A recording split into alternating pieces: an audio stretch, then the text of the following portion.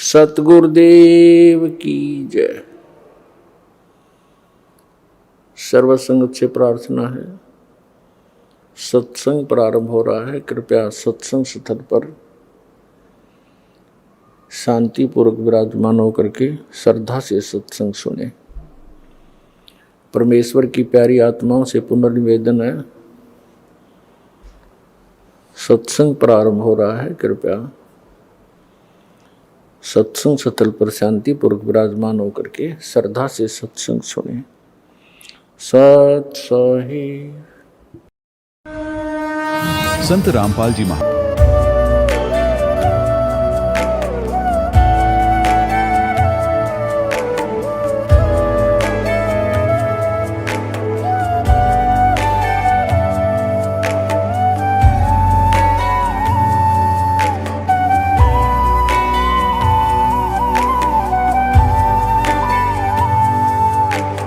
गीता अध्याय 15 के श्लोक 16-17 में 3 प्रभु बताए हैं।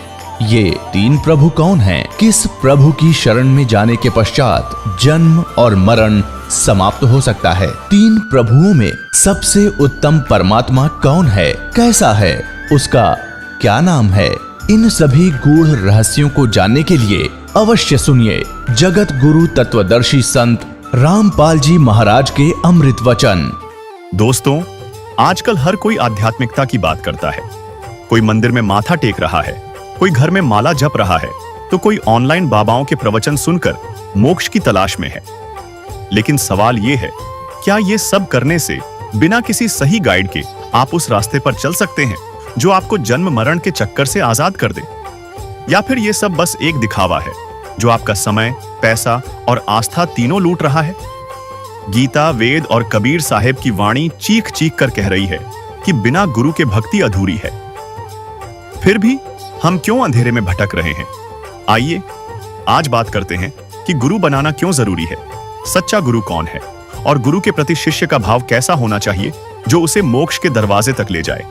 क्योंकि अगर रास्ता ही गलत चुन लिया तो मंजिल तो दूर, आपकी जिंदगी भी दांव पर लग सकती है। सवाल नंबर 1, क्या गुरु बनाना आवश्यक है? भक्ति तो घर में भी की जा सकती है, तो फिर हम गुरु क्यों बनाएं? सबसे पहले गीता की बात।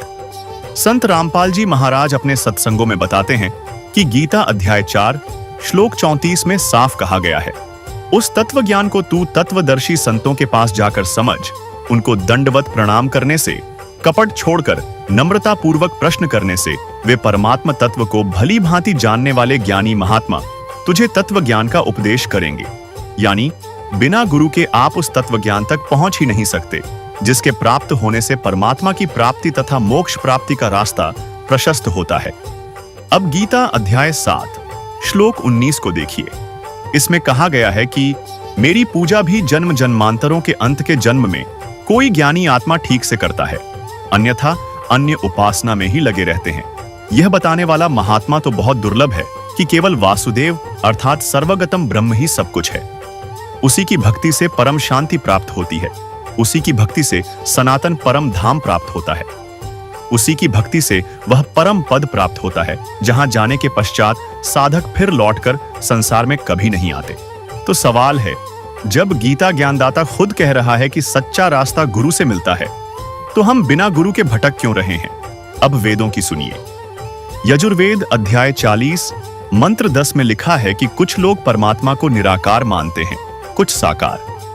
लेकिन सच्चाई क्या है, ये केवल तत्वदर्शी संत ही बता सकते हैं। यानी परमात्मा का असली स्वरूप समझने के लिए भी गुरु की जरूरत है।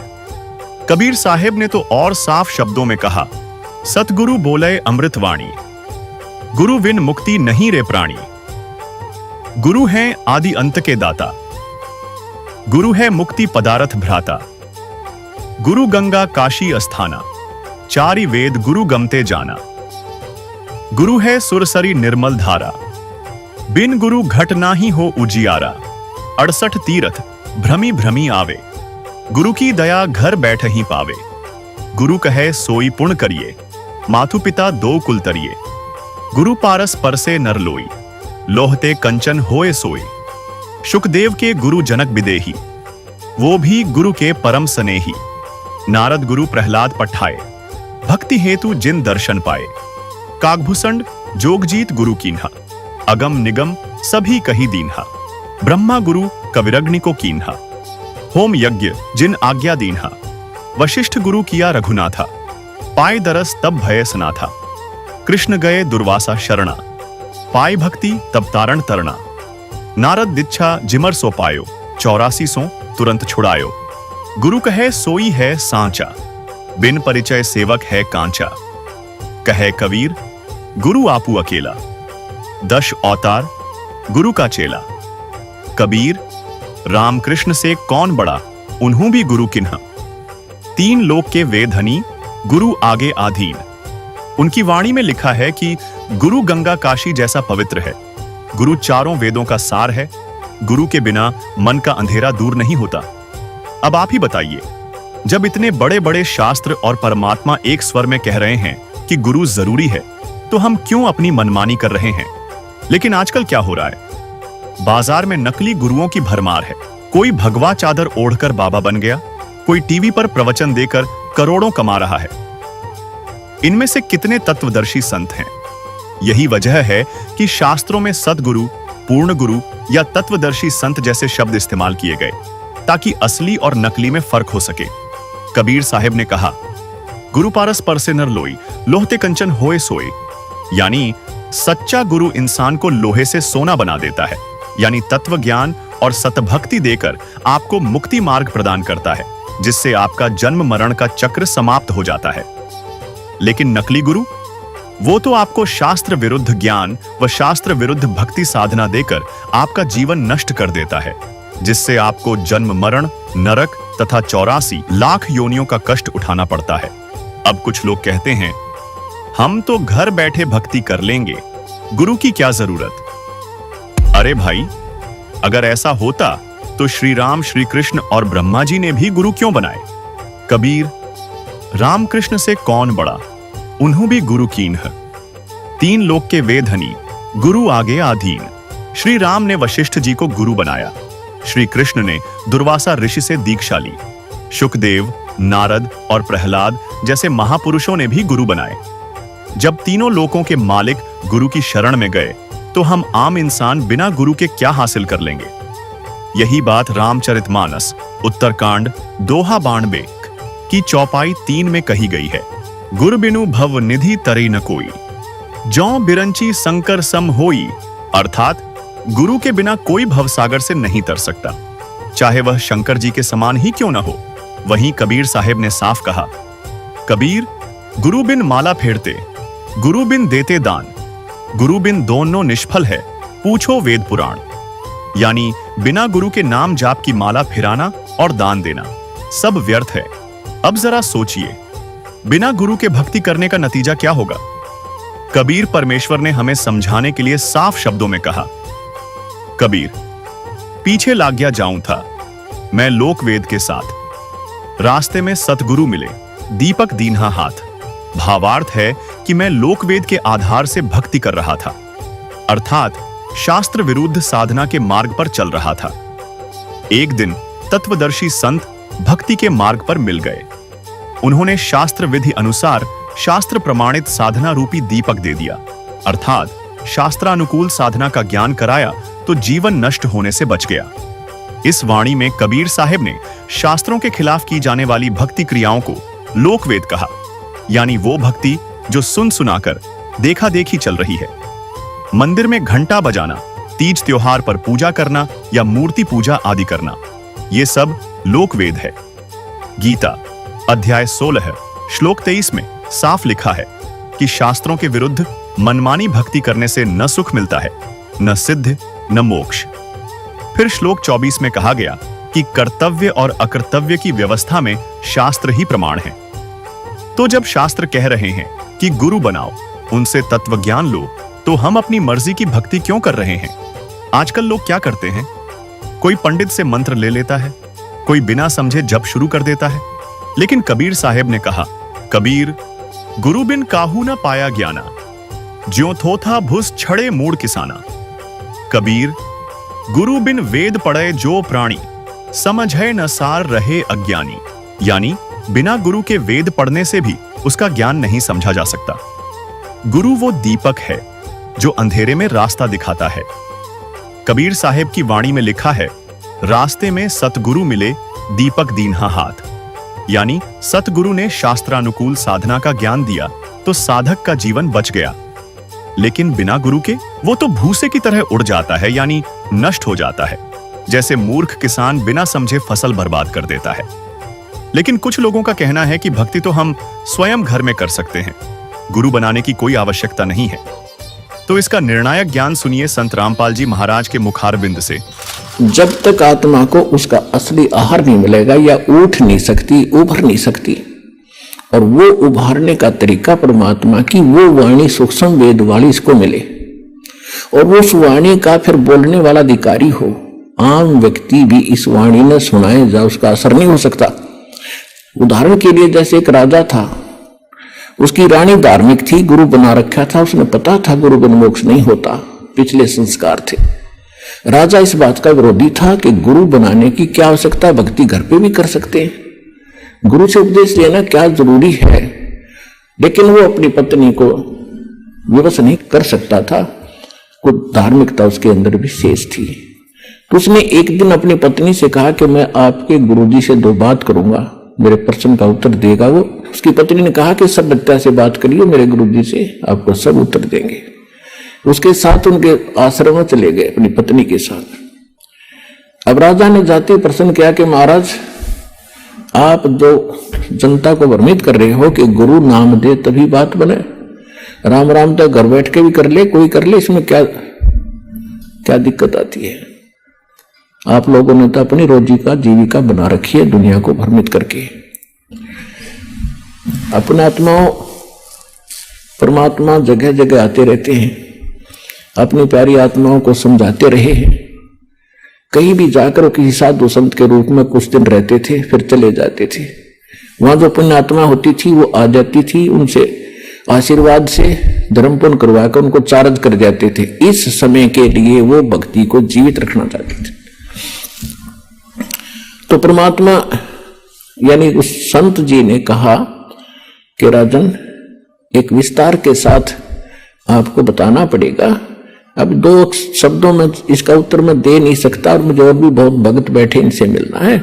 मैं कभी आपके घर आऊंगा तब इसका उत्तर दूंगा। राजा ने सोचा, और अच्छा वहां आराम से इसका मगज चाटूंगा, वहां जाएगा तो अच्छी बात है, ठीक है जी। समय बता दिया कि उस दिन आऊंगा, तीसरे दिन, और इस समय आऊंगा। अब राजा इंतजार कर रहा था, और रास्ते में पहरेदारों उन जो खड़े थे सैनिक अंगरक्षक, उनको बोल दिया था कि साधु आएंगे, उनको आने देना, रोकना नहीं। स्वयं सिंहासन पर विराजमान होकर बैठा था, सामने आसपास मंत्री खड़े थे, सैनिक अंगरक्षक खड़े थे राजा के। अब जो ही संत जी वहां राजा के पास पहुंचे, वहां सैनिक खड़े थे, सिपाही खड़े थे। उन सिपाहियों से संत ने कहा कि इसे अरेस्ट कर लो, इसको गिरफ्तार करो। किसको? राजा को। राजा की तरफ संकेत कर रहा था कि सैनिकों, इसे गिरफ्तार करो। एक बार कहा, राजा ने सोचा वैसे मजाक करें। दूसरी बार सीरियसली कहा तो राजा ने सोचा ये तो भी बकवाद कर रहा है। तो राजा ने कहा कि सैनिकों, इसको अरेस्ट करो। इतना ही कहा था, सैनिकों ने, सिपाहियों ने उस महात्मा को चारों तरफ से जकड़ लिया। अगले आदेश की इंतजार कर रहे थे कि इसका क्या करें।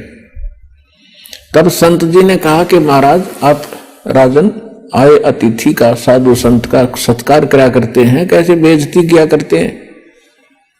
तो राजा ने कहा कि आप बात ही कुछ ऐसी कर रहे हो जो ऐसे व्यक्ति को क्या सत्कार दिया जाए, आप क्या बकवास कर रहे हो। संत जी ने कहा, मैं आपके उस प्रश्न का उत्तर दे रहा हूं जो आपने परसों पूछा था मेरे आश्रम में जाके, कि गुरु जी की क्या आवश्यकता है, भक्ति तो हम खुद भी कर सकते हैं। राजा बोला, ये खाक उत्तर दिया, तो आप तो मेरी गद्दी पर कब्जा करना चाहते हो कि तेरी गद्दी को तो मैं थूकूंगी को नहीं। पर बात सुनने में तो बात बताना चाहता था कि जैसे आज आपके वर्ड में पावर है, आपके शब्द में शक्ति है। मैंने वही शब्द बोला कि इसे अरेस्ट करो, गिरफ्तार करो, ये सैनिक टस से मस नहीं हुए, और आपने वही शब्द बोले इसे गिरफ्तार करो, इन्होंने एक सेकंड की देर नहीं करी, तुरंत गति में आगे। इसी प्रकार संत की शब्द में शक्ति होती है।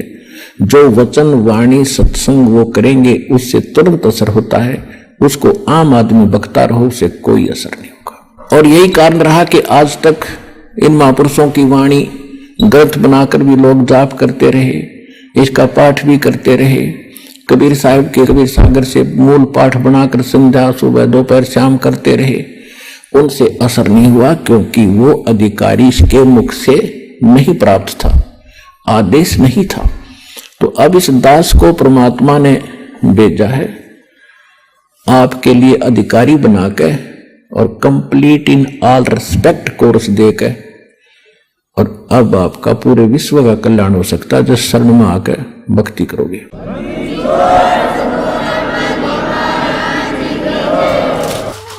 तो दर्शकों, बात साफ है, गुरु के बिना भक्ति अधूरी है।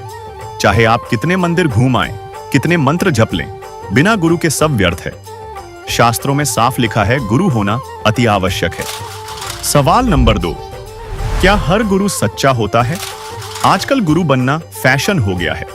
कोई भक्तों को ठग रहा है, कोई मंदिर बनवाकर चंदा बटोर रहा है, तो कोई कथा के नाम पर लाखों करोड़ों कमा रहा है। लेकिन सवाल यह है, क्या ये लोग वाकई गुरु हैं? क्या इन्हें कथा करने का अधिकार है? क्या इनके पास वो ज्ञान है जो आपकी जिंदगी को बदल दे, मोक्ष प्रदान करवा दे, या ये सिर्फ आपके विश्वास का सौदा कर रहे हैं? दोस्तों, हर गुरु सच्चा नहीं होता। आज गुरु बनना एक बिजनेस बन चुका है, और इस बिजनेस में आम आदमी की आस्था और उसका पैसा ही सबसे बड़ा माल है। लेकिन जब बात सच्चे गुरु की आती है, तो क्या आप जानते हैं कि सच्चा गुरु कौन होता है? आइए इसकी पड़ताल करते हैं, एक पुरानी कथा और कुछ तथ्यों के साथ। सबसे पहले एक सत्य कथा जो संत रामपाल जी महाराज अपने सत्संगों में बताते हैं। द्वापर युग के अंत होने के समय की बात है। राजा परीक्षित को एक ऋषि के श्राप के कारण 7वें दिन तक्षक सर्प डसने वाला था। उनके उद्धार के लिए 7 दिन तक श्रीमद् भागवत सुधा सागर की कथा सुनाने का फैसला हुआ। दुनिया भर के पंडितों और ऋषियों से गुहार लगाई गई कि आओ कथा सुनाओ। लेकिन क्या हुआ, सभी ने हाथ खड़े कर दिए। यहां तक कि वेद व्यास जी, जिन्होंने श्रीमद् भागवत सुधा सागर लिखी, उन्होंने भी मना कर दिया। क्यों? क्योंकि वो जानते थे कि वो इस कथा को सुनाने के अधिकारी नहीं हैं। आखिरकार स्वर्ग से सुखदेव ऋषि को बुलाया गया, जिनके 7 दिन कथा सुनाने से राजा परीक्षित का मोह संसार से छूटा। तक्षक ने उन्हें डसा और उनकी मृत्यु हो गई। लेकिन उनके पुण्य और सुखदेव जी की कथा के कारण उन्हें स्वर्ग की प्राप्ति हुई, क्योंकि परमात्मा का विधान है, कबीर जहां आशा तहां बासा हुई, मन कर्म वचन सुमरियो सोई। गीता अध्याय 8 श्लोक 6 में भी यही प्रमाण है कि हे भारत, परमात्मा का यह विधान है कि जो अंत समय में जिसमें आस्था रखकर स्मरण करता है, वह उसी को प्राप्त होता है। दोस्तों, स्वर्ग में सुख भोगने के पश्चात राजा परीक्षित वाली आत्मा वापस नरक में और फिर लख 84 में चक्कर काटेगी। ये काल ब्रह्म के 21 ब्रह्मांड का हार्ड एंड फास्ट रूल है, अर्थात अटल नियम है। लेकिन यह उपलब्धि भी 3 लोक के अधिकारी गुरु बिना प्राप्त नहीं हो सकती। अब सोचिए, अगर गलत गुरु कथा सुनाता तो क्या राजा परीक्षित को स्वर्ग प्राप्ति होती? नहीं। यह बताता है कि गुरु का अधिकारी होना बहुत जरूरी है। एक और उदाहरण सुनिए। जब प्रधानमंत्री किसी शहर में आ रहा हो तो उससे पहले कुछ लोग मंच पर गाना गाते हैं, भाषण देते हैं, ताकि भीड़ को प्रभावित किया जा सके। लेकिन वे जो कह रहे होते हैं उनमें से एक बात भी करने में सक्षम नहीं होते।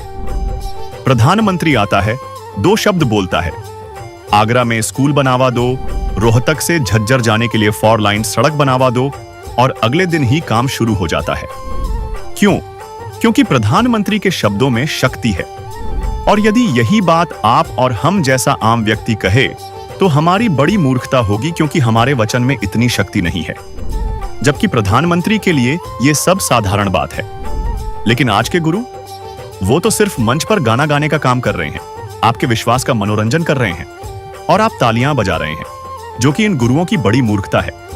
इससे यह बात स्पष्ट होती है कि किसी को भी गुरु बनाना ठीक नहीं है, बल्कि अधिकारी गुरु यानी पूर्ण गुरु होना अति आवश्यक है, तभी लाभ संभव है।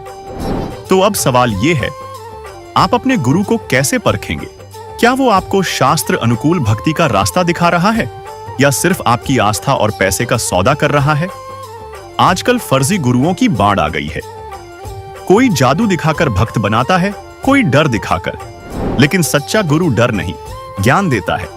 वो आपको शास्त्रों की गहराई में ले जाता है, न कि सिर्फ कहानियां सुनाता है। तो पूर्ण गुरु को परखने का समाधान भी कबीर परमेश्वर की अमरवाणी यानी सूक्ष्म वेद तथा पवित्र श्रीमद् भगवद गीता में विद्यमान है। क्या बताया है कि ये एक संसार रूपी उल्टा लटका हुआ वृक्ष समझो, पूरा विश्व सब ब्रह्मांडों समेत, और जिसकी ऊपर को जड़ है, नीचे को तीनों गुण रूपी शाखा है।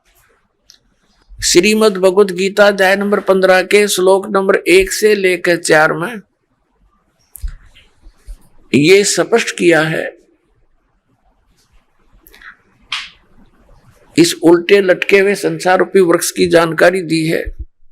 अब आपको ये उल्टा लटका हुआ संसार रूपी वृक्ष दिखाते हैं, फिर आसानी से जो दास सब सदग्रंथों से रूबरू करने जा रहा है, आपको आसानी से समझ जाएंगे। देखिएगा, ये समझो एक संसार रूपी वृक्ष है पूरा।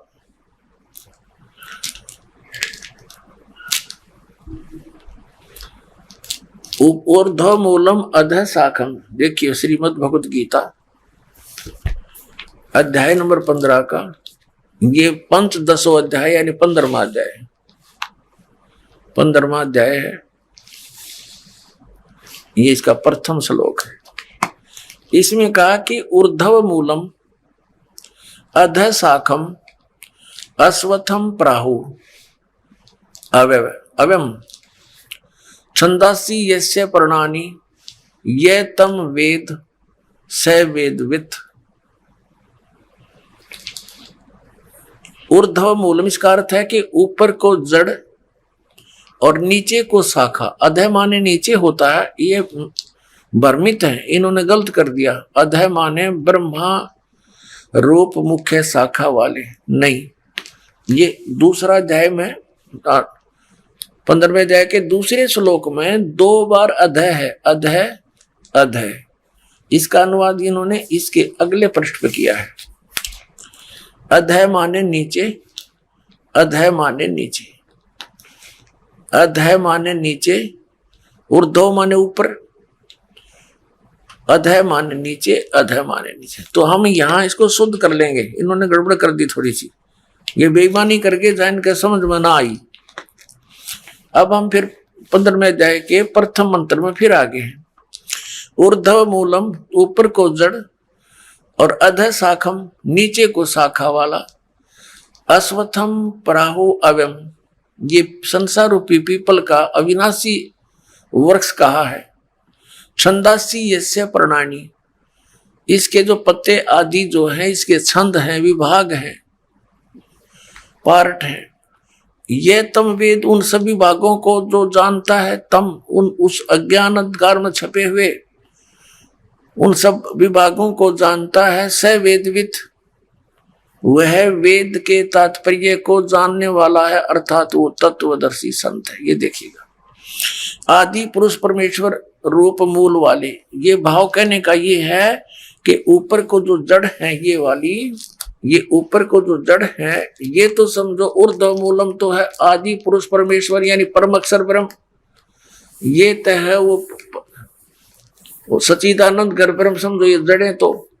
और ये तना अक्षर पुरुष, ये परम अक्षर पुरुष, ये तना अक्षर पुरुष। ये देखिएगा, ये पूर्ण ब्रह्म कहो, परमेश्वर कहो, परम अक्षर ब्रह्म कहो या सच्चिदानंद घन ब्रह्म कहो, ये जड़ें हैं। जैसे ये जड़, ओनली जड़, और फिर इसके बाहर जो जमीन से बाहर दिखाई देता है इसको पेड़ बोलते हैं।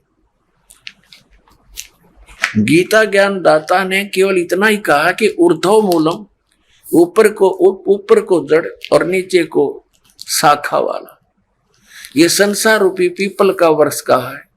और जो संत इसके सभी छंद यानी विभागों को जानता है, स वेदविद, वो तत्वदर्शी संत है।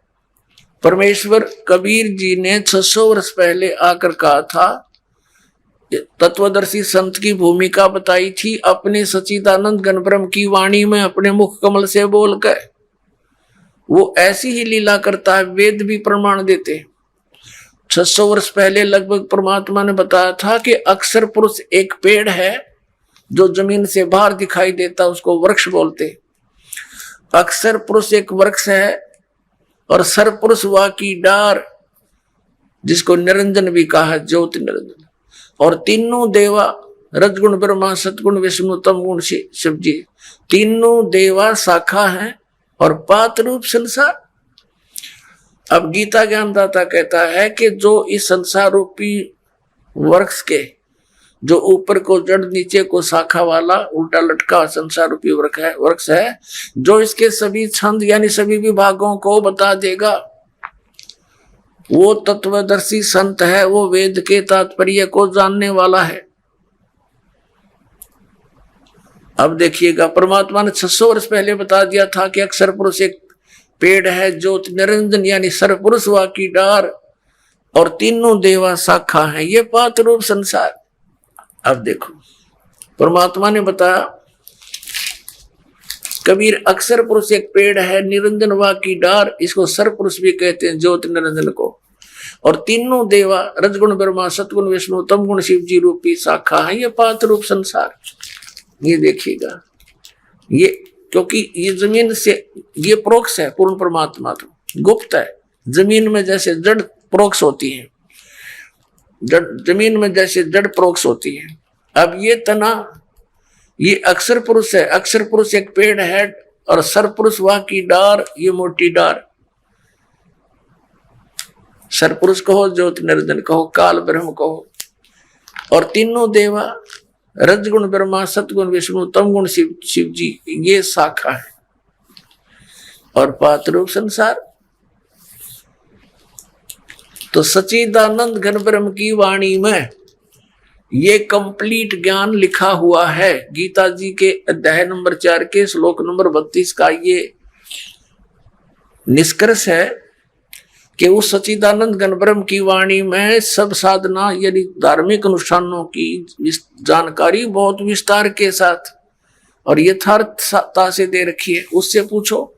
और तत्वदर्शी संत की पहचान बता दी कि वो तत्वदर्शी संत बताएंगे तो कैसा होगा वो, जो संसार रूपी वृक्ष के सभी विभागों को बता देगा। स वेदविद, वह वेद के तात्पर्य को जानने वाला है, अर्थात वो तत्वदर्शी संत है। देखना, अब हम पढ़ रहे हैं, इन्हीं की वाणी पढ़ेंगे। आदि पुरुष परमेश्वर मूल वाले, अधः शाखम, नीचे को शाखा, ये गलत अनुवाद किया है, बेईमानी कर रखी है। और संसार रूपी पीपल के वृक्ष को अविनाशी कहते हैं, वेद जिसके पत्ते कहे गए, संतों का अर्थ वेद कर दिया। और उस संसार रूप वृक्ष को जो पुरुष मूल सहित जड़ से लेकर और पत्तों तक, ये समझो, मूल सहित तत्व से जानता है, स वेदवित, वह वेद के तात्पर्य को जानने वाला है। वो तत्वदर्शी संत है, वो वास्तव में ज्ञानी तत्वदर्शी संत। अब इसको थोड़ा सा और आगे पढ़ेंगे, जैसे इस पुस्तक में आगे देखिए, अध्याय नंबर 15 के श्लोक नंबर, अब एक हमने पढ़ लिया, दूसरा देखो। इसमें लिखा है कि उस संसार रूपी वृक्ष की तीनों गुण रूप ये शाखाएं हैं। विषय पर वाला ये शाखाएं हैं, बस इतना ही लिखना था। नीचे और ऊपर फैली हुई, सर्वत्र नहीं, क्योंकि पृथ्वी लोक पर ये ज्ञान बोला जा रहा था। और श्री ब्रह्मा, श्री विष्णु, श्री रजगुण ब्रह्मा, श्री सतगुण विष्णु, श्री तमगुण शिव जी की जो पहुंच है, रीच है, उनकी जो पहुंच है, जो उनका प्रभुता है उनकी, वो केवल इन 3 लोकों पर है, पृथ्वी लोक, नीचे पाताल लोक और ऊपर स्वर्ग लोक। इन 3 लोकों पर इनकी प्रभुता है, यहां तक इनकी पहुंच है। ये एक एक विभाग के मंत्री हैं। और पृथ्वी लोक पर यू बोला जा रहा है क्या ना, ऊपर और नीचे यानी स्वर्ग और नीचे पाताल तक इनकी क्षमता है। रजगुण ब्रह्मा, सतगुण विष्णु, तमगुण शिव जी की। देखना श्रीमद् भगवत गीता अध्याय नंबर 15 का हम श्लोक नंबर अब दूसरा पढ़ रहे हैं। उस संसार वृक्ष की तीनों गुण रूप शाखा, ये है अधः च ऊर्ध्वम प्रसरता तस्य शाखा गुण प्रवर्धा। अब यहां तीनों गुण रूप जल से बड़ी हुई शाखाएं नहीं है, यह है विषय पर वाला शाखा, विषय विकारों की शाखाएं हैं, ऐसा समझो। इन्हें गलत कर रखा है। नीचे और ऊपर, सर्वत्र नहीं, नीचे और ऊपर फैली हुई है।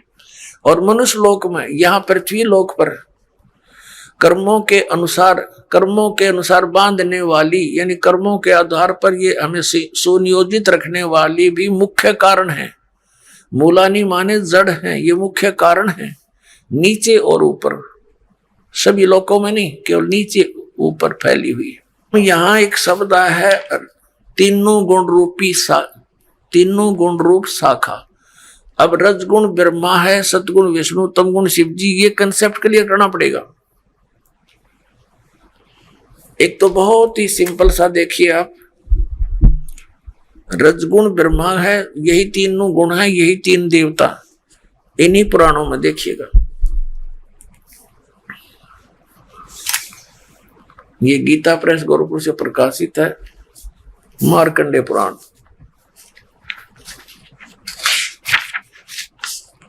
ये वही मार्कंडेय पुराण है, सचित्र मोटा टाइप। अब ये कहां से छपी है, यहां से देखना। प्रकाशक एवं मुद्रक हैं गीता प्रेस गोरखपुर, गोविंद भवन कार्यालय, कोलकाता का संस्थान। ये इनके फैक्स और फोन नंबर है। इसके 123 नंबर पर आपको दिखाते हैं। संक्षिप्त मार्कंडेय पुराण 122 पृष्ठ से शुरू करेंगे। ये मार्कंडेय जी बोल रहे हैं, मार्कंडेय जी अपना ज्ञान बता रहे हैं, इसके सामने आ जाते हैं। यहां रजोगुण प्रधान ब्रह्मा, तमोगुण प्रधान रुद्र और सत्व प्रधान श्री विश्वपालक विष्णु है। यही 3 देवता हैं और यही 3 गुण हैं। यही 3 देवता हैं, रजगुण ब्रह्मा, सतगुण विष्णु, तमगुण शिव जी। और यही 3 देवता कहो चाहे इनको 3 गुण कहो। हुआ कंसेप्ट क्लियर? वैसे तो बुद्धिमान को कहते हैं संकेत बहुत होता है, लेकिन फिर भी ये बहुत गहरी जड़ें हैं इस अज्ञान की हमारे अंदर, और प्रमाण देते हैं। देखिएगा, ये है श्रीमद् देवी भागवत हिंदी टीका सहित भाग 1। ये कहां से प्रकाशित है? ये है अथ देवी भागवतम भाषा सभाष्टिकम समातम, खेमरा श्री कृष्ण दास प्रकाशन, मुंबई 4। अब यहां देखना, इसमें संस्कृत भी साथ है, बहुत कमाल है। ये है अथ श्रीमद् देवी भागवते भाषा टीका युक्ते तृतीय स्कंद प्रारंभते। 3रा स्कंद प्रारंभ हुआ। अब इसके 11वें पृष्ठ पर, 3रे स्कंद में 11वां पृष्ठ पर हम अब आ गए हैं। 5वां अध्याय है ये। 5वें अध्याय का 8वां श्लोक है। 7वां समाप्त हुआ, 8वां पढ़ेंगे। भगवान शंकर कह रहे हैं, हे माता, यदि हमारे ऊपर सदा आप दया युक्त हो तो हमको तमोगुण में किस प्रकार प्रदान किया है? ब्रह्मा रजोगुण और हरि सतगुण युक्त किए हैं। क्यों युक्त किए हैं? अब यहां हम हिंदी भी पढ़ेंगे। हिंदी हमने पढ़ ली, संस्कृत पढ़ेंगे। ये 7वां श्लोक समाप्त हुआ, 8वां प्रारंभ हुआ। यदि दया धर्मना न सदाम्बिके कथम अहम, किस प्रकार मैं विहित से बना दिया, उत्पन्न कर दिया तमोगुण। और कमल जय, कमल से उत्पन्न होने वाले ब्रह्मा को रजोगुण संभव है, उसको रजोगुण बना दिया। सुविता के मुंह सतोगुण हरि, और विष्णु जी को आपने सतोगुण क्यों बना दिया, युक्त क्यों कर दिया। इति सिद्धम रजगुण ब्रह्मा सतगुण विष्णु तमगुण शिव जी। अब हम आते हैं उस पवित्र सदग्रंथ अपनी श्रीमद् भगवद गीता के और श्लोक नंबर 2 पर देख, 15वें अध्याय का 2, अध्याय नंबर 15 का मंत्र नंबर 1 तो हमने पढ़ लिया कि ऊपर को जड़ नीचे को शाखा वाला ये संसार रूपी पीपल का विनाशी वृक्ष कहा गया है। और छंदासी यस्य प्रणानी, उसके सभी भाग पत्ते आदि भाग हैं। यह तम वेद, जो उसको जानता है स वेदविद, ये हमने सारा पढ़ लिया। आदि पुरुष परमेश्वर तो समझो उसकी जड़ है परम अक्षर ब्रह्म, और अधः माने नीचे है, ये गलत अनुवाद है इनका। अब ये संसार रूपी पीपल के वृक्ष को विनाशी कहते हैं, वेद जिसके पत्ते कहे हैं। और जो इसको जानता है जड़ से लेकर नीचे तक सवेदविद, वो तत्वदर्शी संत है, वेद के तात्पर्य जानने वाला। अब दूसरे में कहा कि उस संसार वृक्ष की तीनों गुण रूप रजगुण ब्रह्मा सतगुण विष्णु तमगुण शिव जी, ये विषय वासना रूपी शाखाएं समझो, और ये नीचे और ऊपर फैली हुई है, सर्वत्र नहीं। ये मनुष्य लोक में कर्मानुसार भी यही हमें सुनियोजित रखते हैं, जैसा जिसका कर्म है वैसा ही देते रहते हैं। ये यहाँ पर हमें बांधे रखते हैं, बांधने वाले हैं, और नीचे और ऊपर फैली हुई सभी लोगों में नहीं। अब तीसरे में कहा है इस संसार का स्वरूप जैसा कहा है वैसा यहाँ विचार काल में नहीं पाया जाता। गीता ज्ञानदाता कहता है कि जो मैं तुझे अब गीता का ज्ञान तेरे मेरे विचार काल में डिस्कशन में गीता जी के ज्ञान की चर्चा में इस संसार रूपी वृक्ष का जैसा स्वरूप कहा है वैसा यहाँ विचार काल में, यानी तेरे और मेरे गीता जी के डिस्कशन में मैं नहीं बता पाऊंगा, क्योंकि इसका यहाँ विचार काल में नहीं पाया जाता, क्योंकि न इसका आदि है और न इसका अंत है, कि मुझे इसका कोई ज्ञान नहीं है, तथा न इसकी अच्छी प्रकार सतिथि है। इसलिए इस सुविरुद्ध मूलम, इन्होंने अनुवाद गलत किया है, अति दृढ़ मूल वाले, ये ठीक है, इतना ही काफी है। अति दृढ़ मूल वाले यानी ऊपर को जो जड़ है वो तो है अमर स्थल, अमर स्थान परमात्मा का। जैसे ऊपर को जो जड़ समझो, जहां से सब संसार की उत्पत्ति हुई है, जड़ों से पेड़ उगता है, बनता है पौधा बनकर, तो वो आदि ऊपर के जो लोक हैं, सतलोक, अलखलोक, अगम और अकैलोक, वो तो सुविरूढ़ है यानी दृढ़ है, वो तो अविनाशी स्थान है, और वहां से ही बाकी के संसार रूपी वृक्ष की प्रवृत्ति पर विस्तार को प्राप्त हुई है, यानी उस वहां से ही सबकी रचना हुई है, तो वो तो अविनाशी है। सुविरूढ़ मूलम, संसार रूपी वृक्ष की जो जड़ है वो तो समझो दृढ़ है, अविनाशी है। ये देखिए, ये ऊपर को जड़ और नीचे को तीनों गुण रूपी शाखा, ये संसार रूपी वृक्ष है। तो ऊर्ध्व मूलम, ऊपर की जो जड़ है वो तो अविनाशी है। अब 15वें अध्याय के हम अब तीसरा श्लोक पढ़ रहे हैं। सुविरुद्ध मूलम यानी अति दृढ़ मूल वाले ऊपर के स्थान तो कति अविनाशी हैं। उस संसार रूपी पीपल के वृक्ष को दृढ़ेन माने दृढ़, असंग शस्त्रेन का अर्थ है या तत्व रूपी तत्व ज्ञान रूपी शस्त्र के द्वारा काट कर, इन्होंने वैराग रूप शस्त्र बना दिया इसका, उस क्योंकि तत्व ज्ञान की बात चल रही है, तत्व ज्ञान रूपी शस्त्र द्वारा काट कर, अर्थात उसको अच्छी तरह उस तत्वदर्शी संत से तत्व ज्ञान प्राप्त करके और इसको अच्छी तरह समझकर उसके पश्चात परमेश्वर के उस परम पद की खोज करनी चाहिए। देखना 15वें अध्याय के 4थे श्लोक में, तीसरा हमने पढ़ लिया, अब 4थे पर आ गए। यहां इसका अनुवाद है 4थे। उसके पश्चात यानी तत्वदर्शी संत से प्राप्त ज्ञान के आधार से, उस तत्व ज्ञान के आधार से उसके पश्चात उस परम पद परमेश्वर को भली भांति खोजना चाहिए, जिसमें गए हुए साधक यानी फिर लौटकर संसार में नहीं आते, और जिस परमेश्वर से इस पुरातन यानी पुराने संसार रूपी वृक्ष की प्रवृत्ति विस्तार को प्राप्त हुई है, यानी जिस परमात्मा ने सब ब्रह्मांडों की रचना की है, उसी आदि पुरुष नारायण के परम अक्षर ब्रह्म के सचिदानंद घन ब्रह्म की मैं शरण हूं, इस प्रकार दृढ़ निश्चय करके परमेश्वर का मनन और निधि ध्यान करना चाहिए। परपदे माने उसकी पूजा करनी चाहिए। अब श्रीमद् भगवत गीता जी अध्याय नंबर 15 के श्लोक नंबर 1 से 4 में ये स्पष्ट हो गया। एक तो तत्वदर्शी संत कौन होगा जो ये विभाग बता देगा संसार रूपी वृक्ष की कौन कौन से पार्ट हैं, और फिर बताया उसके पश्चात परमेश्वर के उस परम पद की खोज करनी चाहिए, जहां जाने के बाद साधक फिर लौटकर कभी संसार में नहीं आते। उनका जन्म और मृत्यु का दीर्घ रोग नाश हो जाता है। वहीं यजुर्वेद अध्याय 19 मंत्र 25 में लिखा है कि जो संत वेदों के अर्ध वाक्यों अर्थात सांकेतिक शब्दों को पूर्ण करके श्लोक के चौथे भागों को अर्थात आंशिक वाक्यों को स्तोत्रों के रूप में प्राप्त करता है, अर्थात आंशिक विवरण को पूर्ण रूप से समझता और समझाता है, जैसे शस्त्रों को चलाना जानने वाला उन्हें पूर्ण रूप से प्रयोग करता है।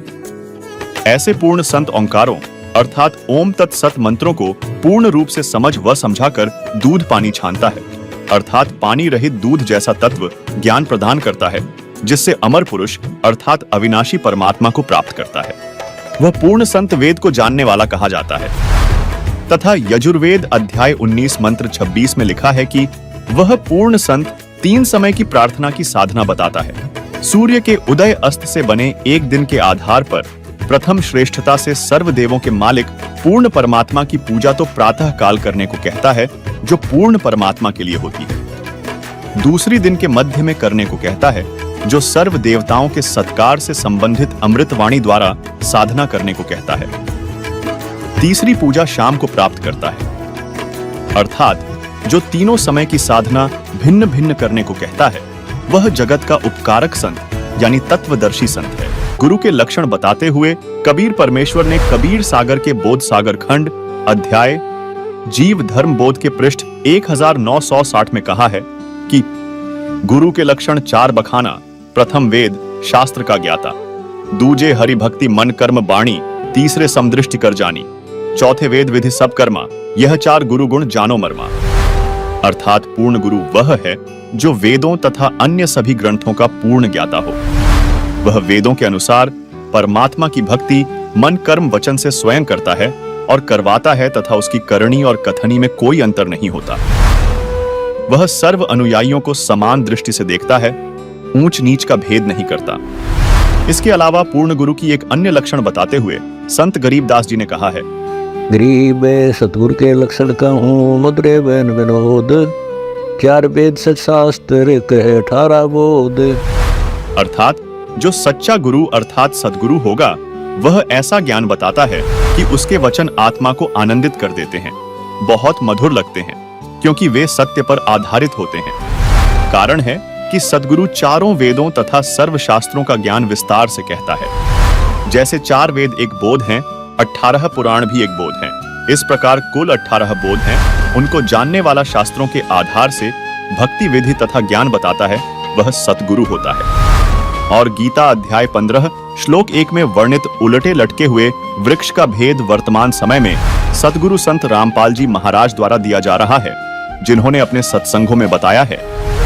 कबीर अक्षर पुरुष एक पेड़ है, क्षर पुरुष वाकी डाल, तीनों देवा शाखा हैं, पात रूप संसार, हम ही अलख अल्लाह हैं, कुतब गौस अरू पीर, गरीबदास खालिक धनी, हमरा नाम कबीर। अर्थात कबीर जी ने कहा है कि इस संसार रूपी वृक्ष की मूल यानी जड़ रूप करतार मैं हूं। गीता अध्याय 15 श्लोक 17, गीता अध्याय 8 श्लोक 9 में जो उत्तम पुरुष परमात्मा कहाँ है, जो तीनों लोकों में प्रवेश करके सबका धारण पोषण करने वाला अविनाशी परमेश्वर कहाँ है, वह मैं कबीर हूँ। दर्शकों, जैसे पेड़ की परवरिश मूल यानी जड़ से होती है, इसी प्रकार परम अक्षर ब्रह्म कबीर जी से असंख्य ब्रह्मांडों की परवरिश होती है। क्योंकि संत रामपाल जी महाराज ने अथर्व वेद कांड 4 अनुवाक 1 मंत्र 7, यजुर्वेद अध्याय 40 मंत्र 8 तथा ऋग्वेद मंडल 1 सूक्त 1 मंत्र 5 सहित अन्य वेद मंत्रों से आंखों देखे गवाहों की वाणियों से स्पष्ट किया है कि सर्व सृष्टि के रचनहार कबीर जी हैं। उन्हीं गवाहों में से एक संत गरीबदास जी ने कहा है, गरीब अनंत कोटि ब्रह्मांड का एक रति नहीं भार, सतगुरु पुरुष कबीर हैं कुल के सिरजनहार। गरीब परमेश्वर एक कबीर है, दूजा नहीं आधार, दास गरीब सकल सृष्टि का यों ही सिरजनहार। गरीब मात पिता जाके नहीं जन्म प्रमाण, यह पूर्ण ब्रह्म कबीर है करता हं समान। तो दर्शकों, अगली बार जब कोई बाबा आपको चमत्कार का लालच दे तो रुकिए, शास्त्रों में बताई गई पूर्ण गुरु के लक्षणों की तराजू में उसे तौलिए। क्या ये वाकई पूरा गुरु है या सिर्फ एक बिजनेसमैन? क्योंकि आपकी आस्था, आपका मानव जीवन अनमोल है, इसे किसी ठग को बेचने की गलती मत कीजिए, बल्कि तत्वदर्शी संत सतगुरु रामपाल जी महाराज की शरण ग्रहण करिए, क्योंकि आज वे ही शास्त्रों में बताई गई पूर्ण गुरु के लक्षणों की तराजू में खरे उतरते हैं। दोस्तों, अब तक हमने गुरु और पूर्ण गुरु के बारे में तो जान लिया, लेकिन क्या गुरु के पूर्ण होने मात्र से बात बन जाएगी? ऐसा नहीं है दोस्तों। यदि गुरु को पूरा होना चाहिए तो शिष्य को गुरु के प्रति पूर्ण समर्पित होना चाहिए। तो इसी से जुड़ा एक सवाल और खड़ा होता है कि सवाल नंबर 3, गुरु के प्रति शिष्य का भाव कैसा होना चाहिए जो उसे मुक्ति तक ले जाता है? दोस्तों, आजकल हर कोई आध्यात्मिकता की बात करता है और अध्यात्म से जुड़े लोग मोक्ष की बात करते हैं। संत रामपाल जी महाराज कहते हैं कि बिना सच्चे गुरु के मोक्ष का रास्ता ढूंढना ऐसा है जैसे बिना नक्शे के जंगल में भटकना। गुरु वो दीपक हैं जो अंधेरे में रास्ता दिखाते हैं, लेकिन अगर शिष्य का भाव ही ठीक ना हो तो ये दीपक कितना भी तेज जलता हो, रास्ता दिखाई नहीं देगा। तो आइए बात करते हैं कि संत रामपाल जी महाराज के ज्ञान के आधार पर शिष्य का गुरु के प्रति भाव कैसा होना चाहिए जो उसे मोक्ष तक ले जाए। सुनिए। परमेश्वर कबीर जी की वाणी है कि कह कबीर सुनो भाई साधो, ये शब्द गुरु चित चेला रे। अब जैसे गुरु और चेले का कितना प्यार, कितना एक घनिष्ठ संबंध होना चाहिए। कह कबीर तुम चरण चित राखो, जो सुई में डोरा रे। कितना बेस्ट उदाहरण दिया, एग्जाम्पल दिया भगवान ने कि गुरु और शिष्य का इतना लगाव, इतना अपनापन होना चाहिए जैसे सुई में धागा डाल दे, वो लटकता है, सुई के साथ ही लटकता रहेगा और नीचे मार देगा, वो लकड़े को नहीं क्यों करेगी। तो ऐसे अपना लगाओ अपने सच्चे गुरु में इत लगा लो। तो ये हुआ गुरु शिष्य का प्रेम, गुरु शिष्य का जो ना आपस में संबंध। जब हम यहाँ से जाएंगे तो आपकी यहाँ से मृत्यु होगी तो आपको गुरुजी ही इतना लगाव होना चाहिए गुरुदेव में कि हम मुझे कुछ नहीं चाहिए, परमात्मा गुरुजी आज्ञा पाओ मेरे। तो वो फिर ऐसे आप सीधे वहीं पहुंच जाओगे जहाँ आशा था वासा हुई। तो अब जैसे गुरु और शिष्य का ऐसे लगाव होना चाहिए जो सुई में डोरा रे। तो ऐसे कहा कि फिर शब्द गुरु चित चेला रे। जो मंत्र गुरु जी ने आपको दे दिया वो तो तेरा शब्द, और इस चित्त ने, इस मन ने उस शब्द जो मंत्र दे रखा है उसका चेला बना दे। इस मन को उस मंत्र का, इस सुरत शब्द समावे। तेरी सुरती, तेरी मन, तेरी आत्मा उस दिए हुए मंत्र के साथ ऐसे चिपकी रहे, ऐसा ध्यान रखे, इतना उसका सिमरण करे जो सुई में डोरा रे। यानी ऐसे सुरत और शब्द इसको बोलते हैं। जो गुरुजी ने मंत्र आप दिया है उसके साथ इस मन को इतना जोड़ दे जैसे गुरु और चेले का प्यार हो। तो अब कहते हैं सुर कहे कबीर सुनो भी साधो, अब शब्द गुरु चित चेला रे। गुरु और शिष्य का जो लगाव है, ऐसा ही इस मन को इस मंत्र के साथ ऐसा लगाव लगा, यानी एक पल बीच न दूर ना हो दे। फिर कबीर परमात्मा ने एक शब्द के माध्यम से और विस्तार से समझाया है कि गुरु से लगन कठिन है भाई, लगन लगे बिन काज न सरता, लगन लगे बिना काज न सरता, जीव पर हो जाई गुरु से लगन कठिन है भाई। जैसे पपैया प्यासा बूंद का, पिया पिया टेर लगाई। जैसे पपैया प्यासा बूंद का, पिया पिया टेर लगाई। प्यासे प्राण निकल जा बेशक, प्यासे प्राण निकल जा बेशक, और नीर ना भाई गुरु से लगन कठिन है भाई।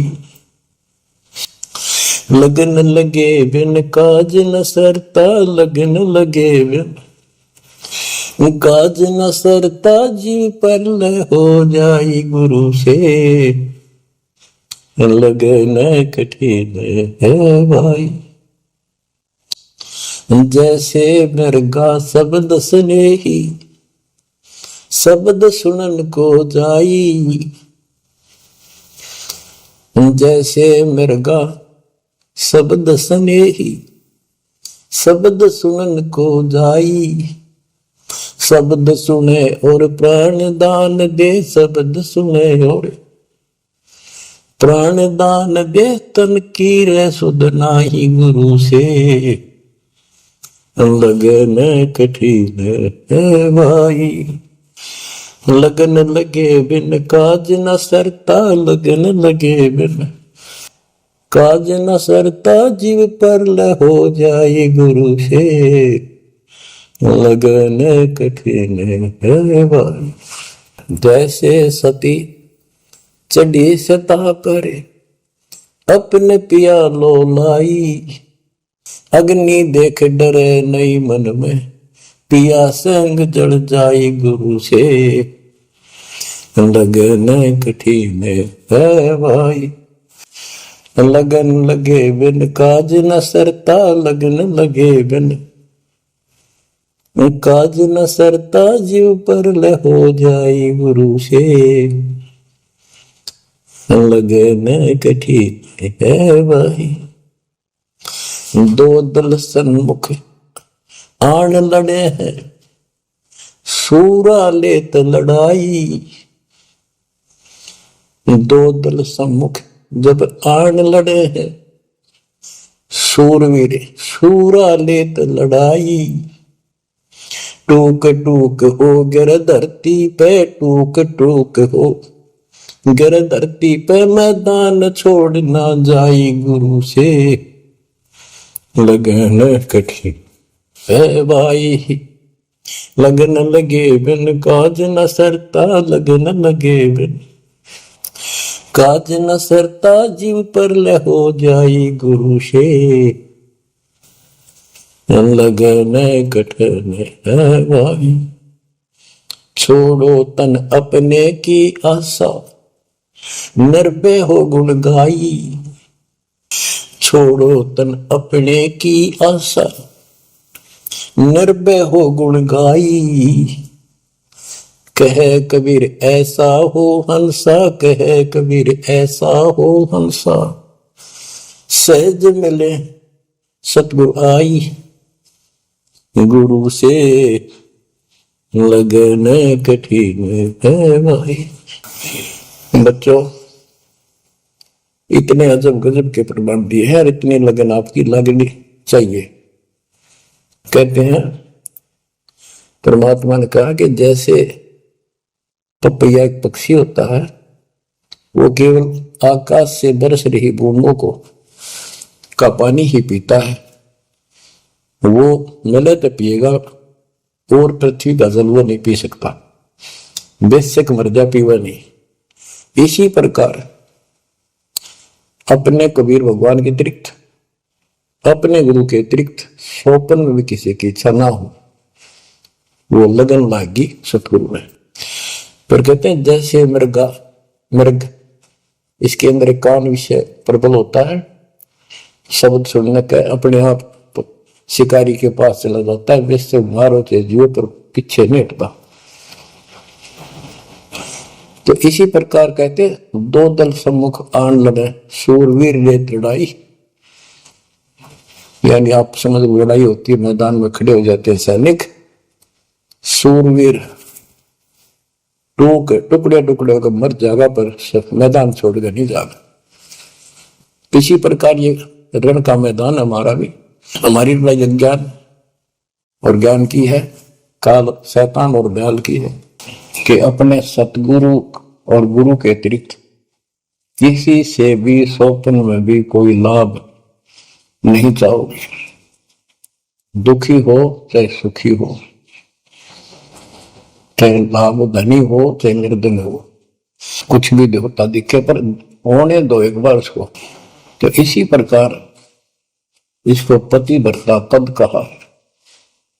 जब हम परमात्मा के प्रति इतने समर्पित हो जाएंगे, स्वप्न में भी आन देव नहीं आएगा, उसके बाद आपकी बाह परमात्मा पकड़ेगा। और जब वो बाह पकड़ लेगा, फिर देखना आप हैरान होते चले जाओगे, हे परमात्मा ऐसी कृपा कैसे हुई हमने कन्या पर।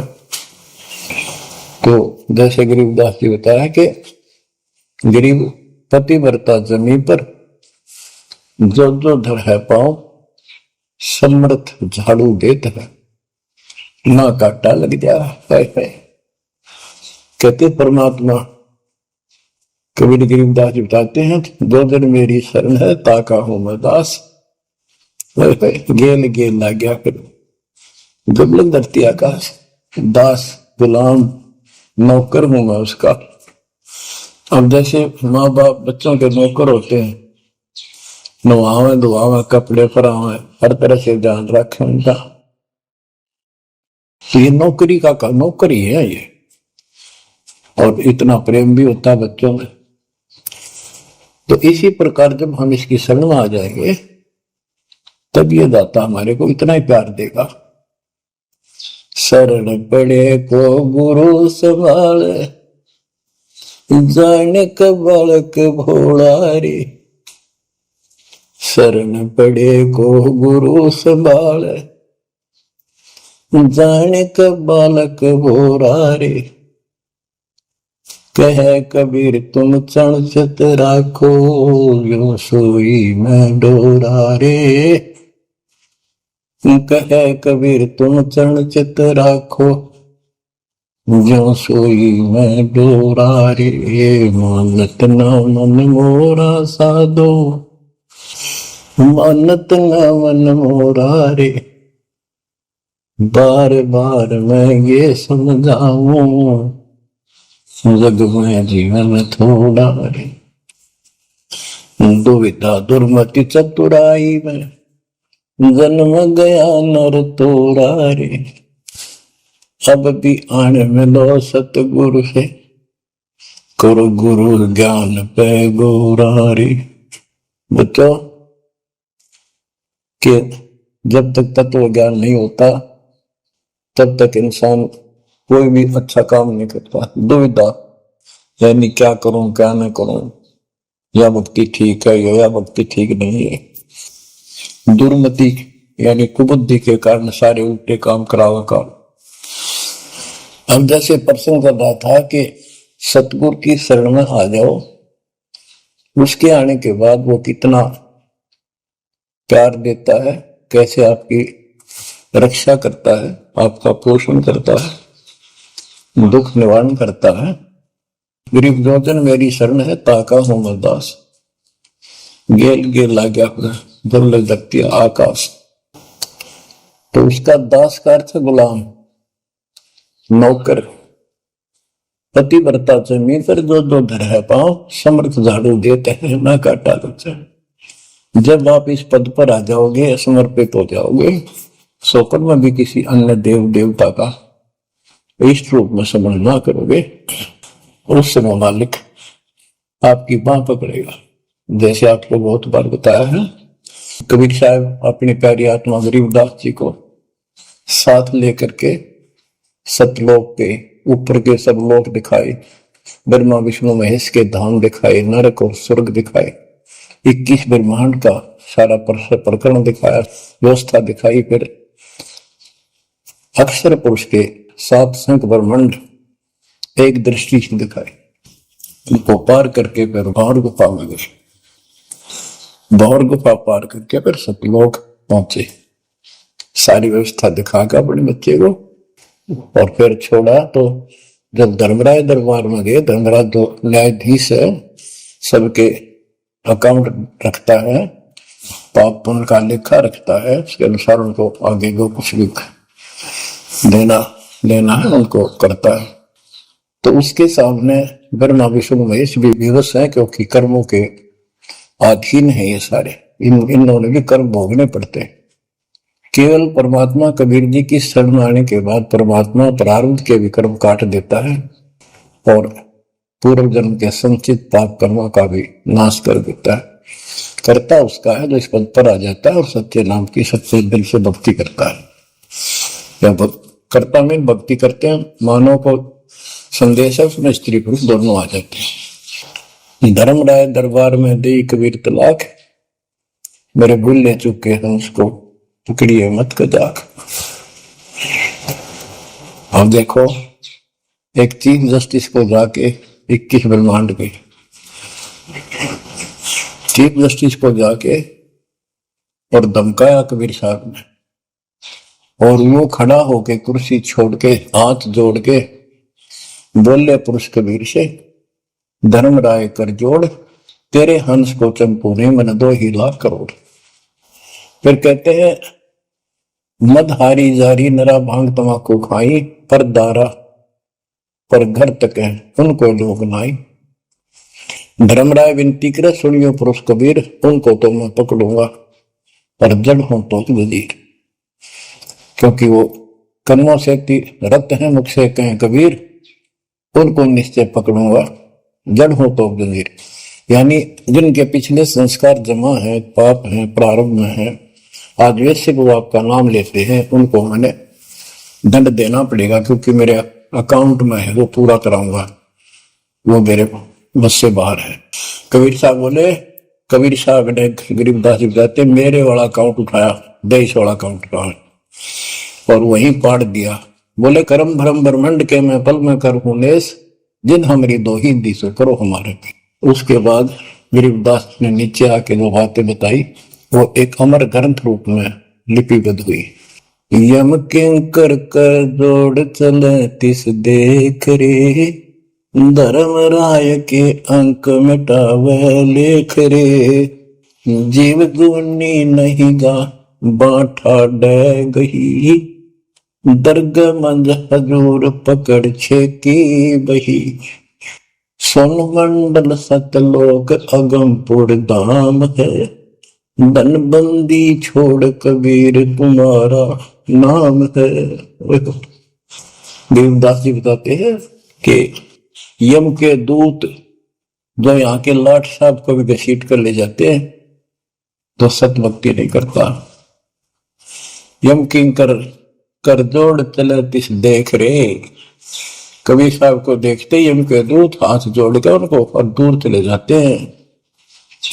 इतने भयंकर विकराल शरीरों वाले, और मेरे सामने धर्मराज के दरबार के सारे वो बही पाड़ दी।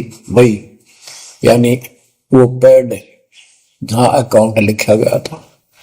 फिर कहते जीव यूनी नीजा मां ठाडा गही, ठाडा मीन समर्थन, ये हमारे हरियाणवी भाषा का शब्द है ठाडा, जो ताकतवर होता है। जो कई कहते हैं भाई इस पहलवान के साथ कुश्ती कर ले, तो दूसरा कहता है कि वो मेरे से ठाडा है। सक्षम है, मैं नहीं लड़ सकता।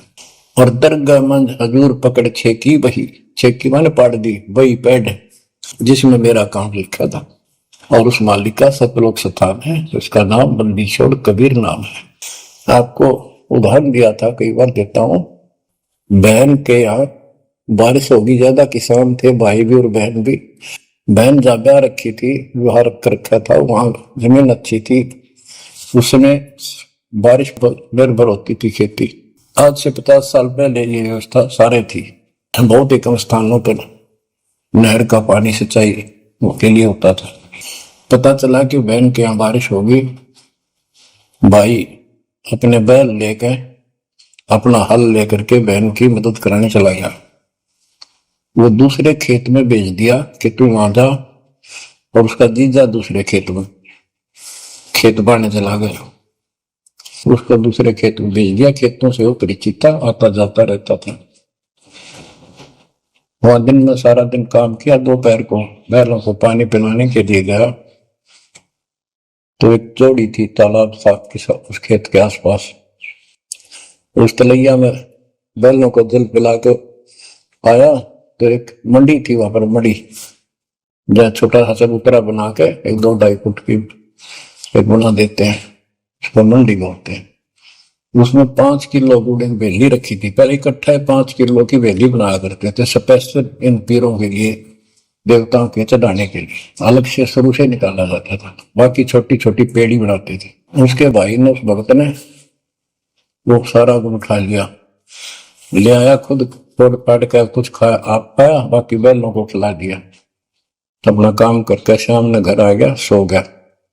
स्वप्न में एक 4.5 फुट का आदमी और टोपी पहरे हुए, जैसे मुसलमान पीर होता है ऐसा, आया ने बोला, तेने मेरा गुड़ खा लिया, तेरी हिम्मत कैसे बढ़ गई? कहने लगा, तू ठाडे की शरण में है, ठाडे की शरण में है तो बच गया, तुझे मारो तेरे बैला ने मारो, आज के बाद उधर मत आ जाना। नो कहकर चला गया। डरसा उसने भी लग गया कि वो के बुलाएगी, लेकिन हिम्मत होगी कि जो भगवान जिसकी शरण में मैं हूं, बंदी छोड़ की शरण में, वो पार मान गया और हौसला बुलंद हुआ। सुबह उसने अपनी बहन से पूछा, बहन ऐसे ऐसे वहां एक गुड़ रखा था मंडी के ऊपर, मैं बैल पानी पान गया था, बैलों को मैं उठा लिया, मैंने खा लिया, कुछ बैलों को खिला दिया, कुत्ते कहा वो फायदा क्या था। अरे कैसा कहा, पीर सा था, ऐसे ऐसे बोला मेरे से कि तुझे मारो तेरे बैलों को मारता हूं, बच गया तू ठंडे की शरण में है। यह बात सुनकर बहन रोने लगी। बोली, ये तेरे क्यों के करा, तू बच कैसे गया? वो तो किसी ने छोड़ता है कोई नहीं, जब उसकी कोई आइटम उठा ली से उसने मारे पशुओं में नुकसान कर देता, कभी में टक्कर मारते हैं वो पशु राम राम का मरते हैं। अपने पति से बोली, तनु किधर क्यों भेजा मेरा भाई? खूब उसको ऊपर 6 बारी गुस्सा हुई। तो वो बोला, भाई आए तेरा भी यकीन नहीं हो रहा? वो तेरा शेर हाथ जोड़ के गया, तू कहाँ भटक रही है नादान, आजा अपने भगवान की शरण। इसलिए कबीर साहब ने कहा है, गुरु गोविंद कर जानियो और चलियो आज्ञा माँ, मिले तो दंडवत बंदगी, नहीं तो पल पल ध्यान लगा। जब भी आपको मिले दंडवत प्रणाम करें और गुरु जी को परमात्मा मानना। वो खुद तो भगवान थे ही, लेकिन अब अपने दास को भेजा है परमात्मा ने, तो इसलिए कि आपका जो भाव है वो बना रहेगा। जैसे गणित के अंदर एक प्रश्न आता था ब्याज का, ऋण का, तो उसमें मूलधन ज्ञात करना होता था। मूलधन तो होता था वो करोड़ों और अरबों रुपए का। उस करोड़ों और अरबों रुपए के मूलधन को प्राप्त करने के लिए मानना पड़ता है, मान लीजिए मूलधन 100 रुपये। वो 100 रुपये मूलधन नहीं है, लेकिन वो सपोज करना पड़ेगा उस प्रॉब्लम को सोल्व करने के लिए। तो ये समझ लेना पुण्यात्माओं, परमात्मा की वाणी है कि गुरु गोविंद कर जानियो और रहियो आज्ञा माही, मिले तो दंडवत बंदगी, नहीं पल पल ध्यान लगाए। अब जैसे आप यहां से जाओगे शरीर छोड़ के, ये तो छूटेगा, आपको मालूम है सबको। हम चाहते तो नहीं है कभी मृत्यु हो, लेकिन यह तो होगी वो माल्य के आधार पे है। अब तो आप भक्त हो गए, आपकी मृत्यु तो भगवान कबीर साहब के हाथ में है। आप कहोगे तब होगी, कई बार कह लोगे जब होगी। अब काल नहीं मार सकता आपको, अकाल मृत्यु नहीं मर सकते आप, अगर नियम ठीक रखोगे।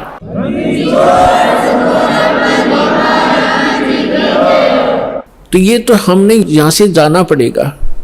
जब आप यहां शरीर छोड़कर जाओगे तो ऊपर जाकर के जहां भी आप देखोगे ये दास के रूप में वो कबीर परमेश्वर आपको खड़े दिखाई देंगे। और जो काल के दूत यहाँ संत आए हैं उनका रूप होगा, लेकिन काल उनके संत के रूप में खड़े दिखेंगे। तो वहां जिस गुरु की वो शरण में है तो वहां जाकर अपने गुरु जी के पास ही जाते हो, तो सीधे के अपने वो खड़े गुरु जी, तो अब उसके शेष सारे उस गुरु के पास, उसके शेष उस दूसरे गुरु के पास। तो वहां काल भी आता है जो उसने संत भेज रखा है इन जीवों का नाश करने के लिए, और परमात्मा आता है स्वयं जिसने अपना संत भेज रखा है जीवों का विकास करने के लिए। तो इस दास के रूप में आपको वहां परमात्मा मिलेंगे। आपको एक और हिदायत दी जाती है कि जब आप गुरु जी के पास जाते हो, प्रणाम करते हो, तो उसमें एक अभ्यास बनाओ कि सतनाम का सुमरण अवश्य करें। प्रथम नाम मिला है तो प्रथम का अवश्य करें। जैसे प्रणाम करते करते भी आप एक सांस का सेवन आसानी से कर सकते हो। और उससे क्या होगा, जैसे यहां तो आपका अभ्यास बना रहेगा, भक्ति तो करनी है, तो उससे क्या होगा, जैसे आप वहां जाओगे, एक तिरकुटी, एक इंटरनेशनल एयरपोर्ट समझ लो तिरकुटी, जब वहां पहुंचोगे तो वहां आपको परमात्मा मिलेंगे इस दास के रूप में। और वहां काल भी धोखा देने के लिए इस दास का रूप बना सकता है। तो उसमें आप जी ने सिमरन करना है सतनाम का, क्योंकि वहां जाएगा तो सतनाम ही होगा आपके पास, सारनाम तो होगा ही होगा, सतनाम भी होगा। तो सतनाम का और सारनाम का जाप करना है। तो सतनाम का जाप करने मात्र से, और प्रथम मंत्र भी अगर प्राप्त है, इसमें प्रथम और लास्ट 2 मंत्र हैं इस 7 मंत्रों में, तो ये दोनों मंत्र भी गजब के मंत्र हैं। इनका भी जाप करने से क्या होगा, यदि सामने काल परमात्मा की बजाय स्वयं आकर के दास का रूप बनाकर खड़ा हो जाएगा, इस सिमरन से उसका तुरंत चेहरा बदल जाएगा, उसके ऊपर का आवरण हट जाएगा, उसकी वास्तविकता वो भूंडी शकल दिखाई देगी, फिर आप अपने आप दूर हो जाओगे।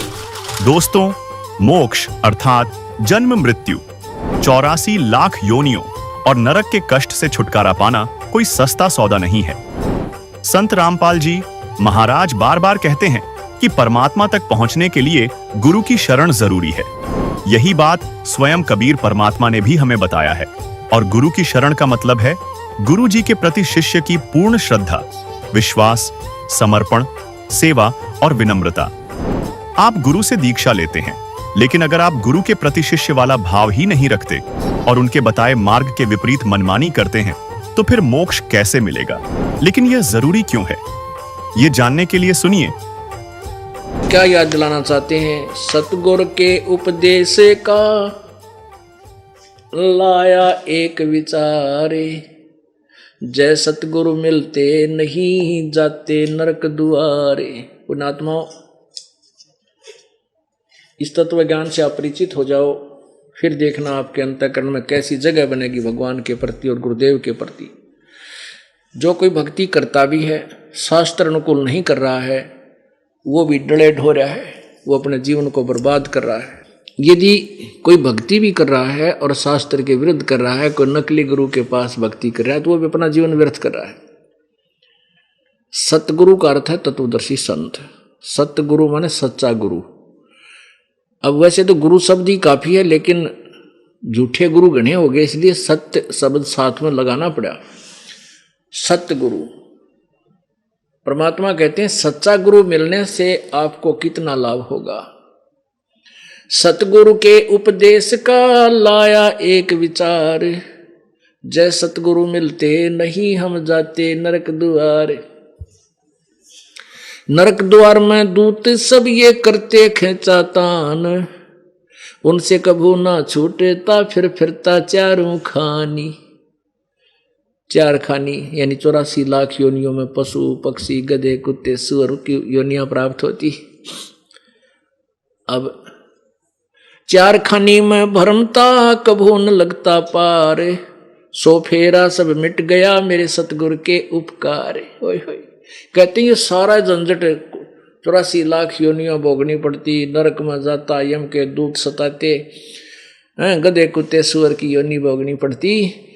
कहते हैं हमारे सतगुरु मिल गए और इन सब दुखों से बाईपास निकाल दिया परमात्मा हमारे गुरुदेव ने। सतगुरु ने, सच्चे गुरु की भक्ति से लाभ होता है, यानी सच्ची भक्ति से। कहते हैं सब फेरा यो मिट गया मेरे सतगुरु के उपकार। 7 समुद्र की मसी करूं, 7 समुद्र की मसी करूं, लेखनी करूं बन राय, धरती का कागज करूं, सतगुरु गुण लिखा न जाए। अब कहते हैं ऐसे संत की क्या महिमा गाऊं। यदि पूरी पृथ्वी का कागज बना लूं और सभी समुद्र की के जल की इंक बना लूं, स्याही, और सभी वृक्षों की काट काट कर छोटी छोटी कलम बना कर रख लूं और लिखने लगूं, तो ये सब समाप्त हो जाए तो भी सतगुरु की महिमा में वर्णन नहीं की जा सकती। एक कुत्ते के जीवन की जीवनी लिखो, लिखने लगो कि दुख होता है माँ के पेट में, फिर जन्म होते ही कि सारी रात वर्षा हो रही है, शीत लहर चल रही है, जनवरी का महीना, ये हरियाणा क्षेत्र, और वो जो पहले शराब पी कर बकवाद करा करता, डनलप के गद्दा में सोया करता, इब गली में पड़ा वो कुतरू बन के, और फिर उसके ऊपर से ओले पड़े, रात ने भूखा मरा, सारी रात भौं भौं रखे, कितना कष्ट, पूरा जीवन लिखो उसको, फिर दिन में क्या क्या बनती है उसके संग। और फिर गधे का यानी 84 लाख योनियों की हिस्ट्री लिखने लगे और उससे परमात्मा ने हमें बचा दिया। कहते हैं उनके दुखों को लिखते लिखते परमात्मा की महिमा को से हमें जो राहत हुआ, इसको लिखते लिखते सब समाप्त हो जाए तो भी शेष रह जाए। अर्थात सतगुरु जी महाराज जब हम मिले हैं, उनकी महिमा का हम कोई गुणगान नहीं कर सकते, वो कितने हमारे लिए उपकारक हैं। आगे क्या बताते हैं, सतगुरु के सिजदा करूं कर्म छुटाए कोटे, जो सतगुरु की निंदा करें फिर जम तोड़ेंगे ओठ। ऐसे सतगुरु के, ऐसे तत्वदर्शी संत के ऊपर कहते हैं सिजदा करूं, जिसने ऐसे करोड़ों पापों से बचा दिया। और ऐसे संत की जो निंदा करता है, उसके अंदर दोष देखता है, कहते हैं उस प्राणी की दुर्गति होगी, यम के दूत नरक में घेर कर कुटेंगे, उसके होठ तोड़ेंगे। होठ तोड़ना माने बुरी तरह पिटाई करना। फिर क्या बताते हैं, गुरु मानुष कर जानते। अब ऐसे सतगुरु के विषय में बताया है, सतगुरु मानुष कर जानते ते नर कहिए अंध, होवे दुखी संसार में फिर आगे यम के फंद। पुणात्मा जब परमात्मा स्वयं आए थे तो भी एक गुरु की भूमिका करके गए थे कबीर परमेश्वर जी। अब उन्होंने अपना दास बेच दिया अपनी ही पावर देकर। अब उस समय भी हम यही मार खा गए कि हमने उनको भगवान नहीं माना, और परमात्मा को परमात्मा ना मानकर हम उनको एक संत मानते रहे, जिस कारण से हम भगवान के साथ नहीं जा सके। अब जैसे ये दास, परमात्मा कहते हैं गुरु मानुष कर जानते, गुरु को मनुष्य नहीं जाने, भगवान मानना चाहिए। गुरु गोविंद कर जानियो, रहियो चरण समाए, शब्द समाए, और मिले जब दंडवत बंदगी, नहीं पल पल ध्यान लगावे। अब परमात्मा आए थे तब तो वो गुरु भी थे भगवान भी थे, नो डाउट। अब ये दास भगवान नहीं है, लेकिन उस परमात्मा का दास जरूर है, उसका प्रतिनिधि है, रिप्रेजेंटेटिव है। तो ऐसे संत को आपने भगवान मानना चाहिए। मानने का तात्पर्य क्या है कि जैसे एक गणित का प्रश्न आता है, ब्याज का, ऋण का, उसमें मानना होता है, मान लीजिए मूलधन 100 रुपये, वो मूलधन 100 रुपये मानकर उस इक्वेशन को सोल्व किया जाता है। उस क्वेश्चन को सोल्व किया जाता है तब होता है, उसमें वो 100 रुपये मूलधन मानना पड़ता है, लेकिन वो 100 रुपये मूलधन नहीं है, लेकिन मानना पड़ेगा। मूलधन तो लाखों करोड़ों में कोई और निकलेगा जिससे हम सफल होंगे, वो प्राप्त करना है, लेकिन वो 100 रुपये मूलधन मानना पड़ेगा कि ये मूलधन है हमारा। उसके मानने बिना वो प्रश्न हल नहीं हो सकता। ऐसे ही आपने इस दास को सपोज करना पड़ेगा। सपोज कर लो गुरुजी हमारे कबीर भगवान हैं, और इस दास को भगवान मान के ही चलोगे तो ही आप परमात्मा तक पहुंच सकोगे, उस मूलधन, ओरिजिनल मूलधन को प्राप्त कर सकोगे। इससे क्या होगा कि जैसे मान लीजिए हम भगवान की तलाश कर रहे हैं और भगवान को हम कितना सुखदाई और अपना प्रिय मानते हैं। अब यहां मान लीजिए इस दास के स्थान पर कबीर परमेश्वर आ जाते हैं, वो नो का नो उठा कर ना ले जाओ तुम्हारे को, वो भी नो कहेंगे भक्ति करवाई, ये नाम जब कमाई कर अपनी, और ये मर्यादा रख, तब तू वहां चलने योग्य होगा। तो वो परमात्मा मेरे स्थान पर हो तो आप क्या क्रिया करोगे? क्या वो आप उसके साथ सामने आकर के वाद विवाद करोगे? क्या उसके सामने आकर के आप झूठ बोलोगे? क्या और मन में खोट रखोगे? नहीं, आंखों में आंसू आने को हो और नम्रता हो, भगवान खड़े, कहीं मेरे से कोई ऐसी क्रिया ना हो जाए जिससे भगवान के दिल को ठेस पहुंच जाए। इस भाव से आपको रहना होगा। जब यहां से आप जाओगे आगे, इस दास के रूप में परमात्मा आपको मिलेगा, आपकी फिर परीक्षा होगी। अब जैसी आपकी यहां मेरे साथ व्यवहार है, ऐसा ही वहां भगवान के साथ करोगे, फिर वापस फिर यहीं डूब मरोगे। तो इस दास को आपने, आपका जो है ना कर्म बने रहेंगे, आपका भाव ठीक बना रहेगा। इस दास को ये मानकर चलो ये भगवान है हमारे, ये मूलधन सपोज कर लो, और फिर आपका देख कैसे विनम्रता आएगी, आपके अंदर कैसी श्रद्धा होगी, निष्कपटता बनी रहेगी, यहाँ कैसा शिष्टाचार बनेगा कि गुरु जी की आत्मा को ठेस ना पहुंचे। कहते हैं सतगुरु के दरबार में मेरी थर थर कांपे देह, ना जानो किसी बात पर हमारा टूट ना जावे ने, कि किसी बात पर हमारा आपस में कोई फ्रिक्शन ना आ जावे, कहीं मैं भक्ति से हीन हो जाऊं। और जिनको सतगुरु नहीं मिलते उनके लिए आत्मा रो रही है, क्या कहती है? मत दे दिए सत बालम याणे नु, मत दे दिए बालम याणे नु, मत दे दिए बालम याणे नु, मत दे दिए बालम याणे। गीता और भागवत पढ़े ना बूझे शब्द ठिकाने नु, गीता और भागवत पढ़े नहीं बूझे शब्द ठिकाने नु, मन मथुरा दिल द्वारका नगरी कहा करे बरसाने नु, मैं तो दे दी है बालम याणे नु, मैं तो दे दी है बालम याणे नु, मैं तो दे दी है बालम। जब फुरमान धनी का आवे को रखे घर जाने नु, जब फुरमान धनी का आवे को रखे घर जाने नु, जा सतगुरु की मैं बलिहारी, जा सतगुरु का शरणा लीजे, जो मेटे जम तलवाने नु, मैं तो दे दी है बालम याणे नु, मैं तो दे दी है बालम याणे नु, मैं तो दे दी है बालम याणे नु, मैं तो दे दी है बालम याणे। उत्तर दक्षिण पूरब पश्चिम तू फिरदा दाने दाने नु, उत्तर दक्षिण पूरब पश्चिम तू फिरदा दाने दाने नु, सर्व कला सतगुरु साहेब की हरि आए हरि आने नु, मैं तो दे दी है बालम याणे नु, मैं तो दे दी है बालम याणे नु, मैं तो दे दी है बालम। उत्तर दक्षिण पूरब पश्चिम तू फिरदा दाणे दाणे नू, उत्तर दक्षिण पूरब पश्चिम तू फिरदा दाणे दाणे नू, सर्व कला सतगुरु साहिब की, हरि आए हरियाणे नू, मैं तो दे दी है बालम याणे नू, मैं तो दे दी है बालम याणे नू, मैं तो दे दी है बालम।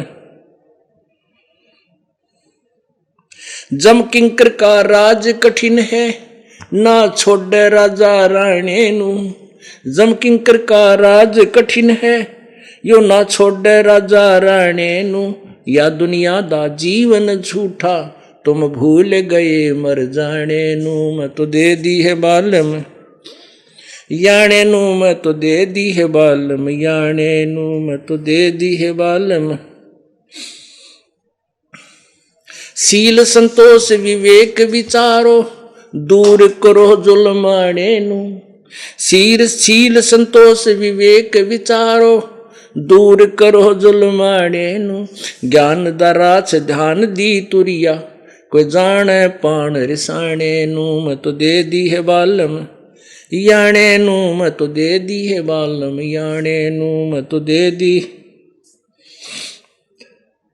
महल कपट सतगुरु ने खोले, अमी महारस खाने नू, महल कपट सतगुरु ने खोले, अमी महारस खाने नू, गरीबदास सुन भवन उड़ावे, गगन मंडल रम जाने नू, मैं तो दे दी है बालम याणे नू, मैं तो दे दी है बालम याणे नू, मैं तो दे दी है बालम।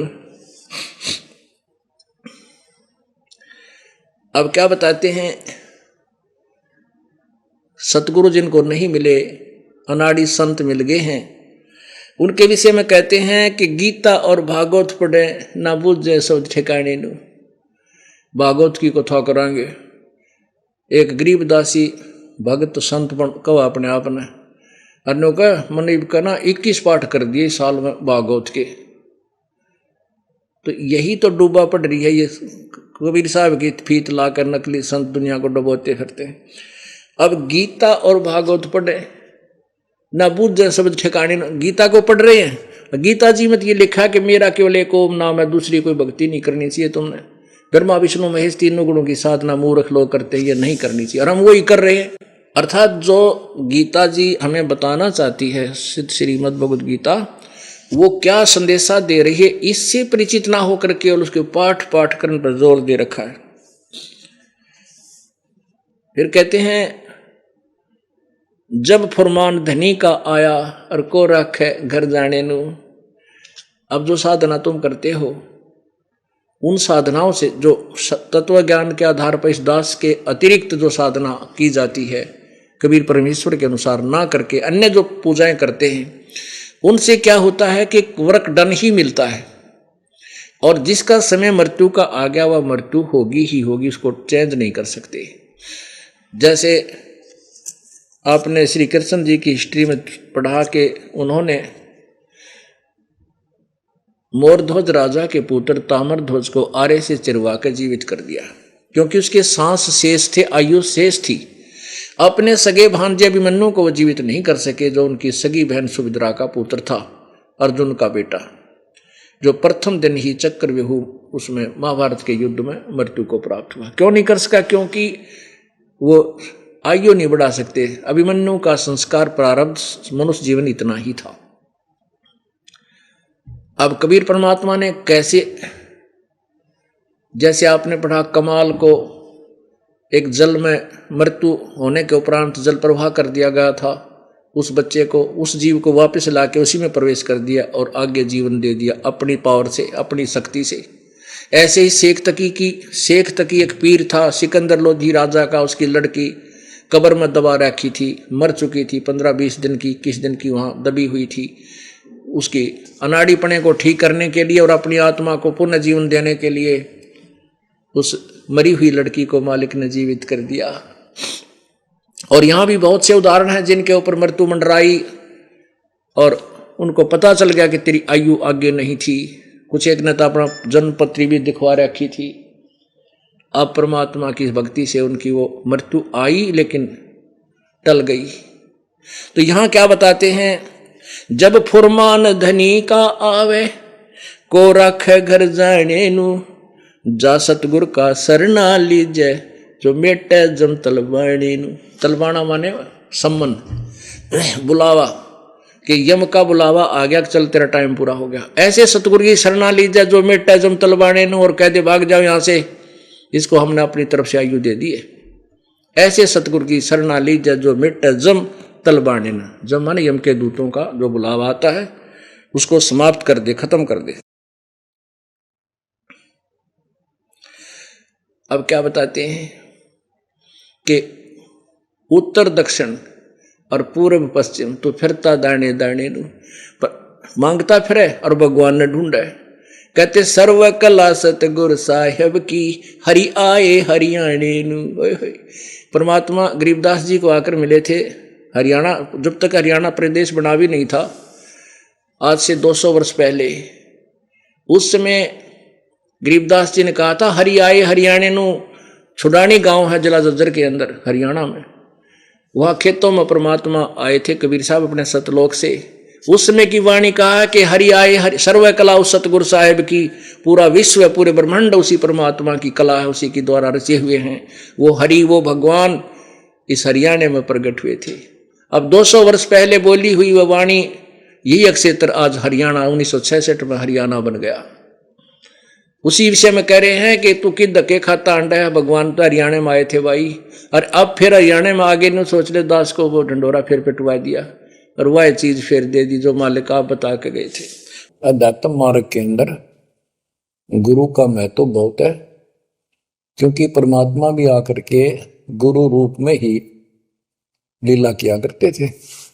कबीर साहब बताते थे गुरु समान नहीं दाता रे जग में, गुरु समान नहीं दाता, गुरु समान नहीं दाता रे जग में, गुरु समान नहीं दाता।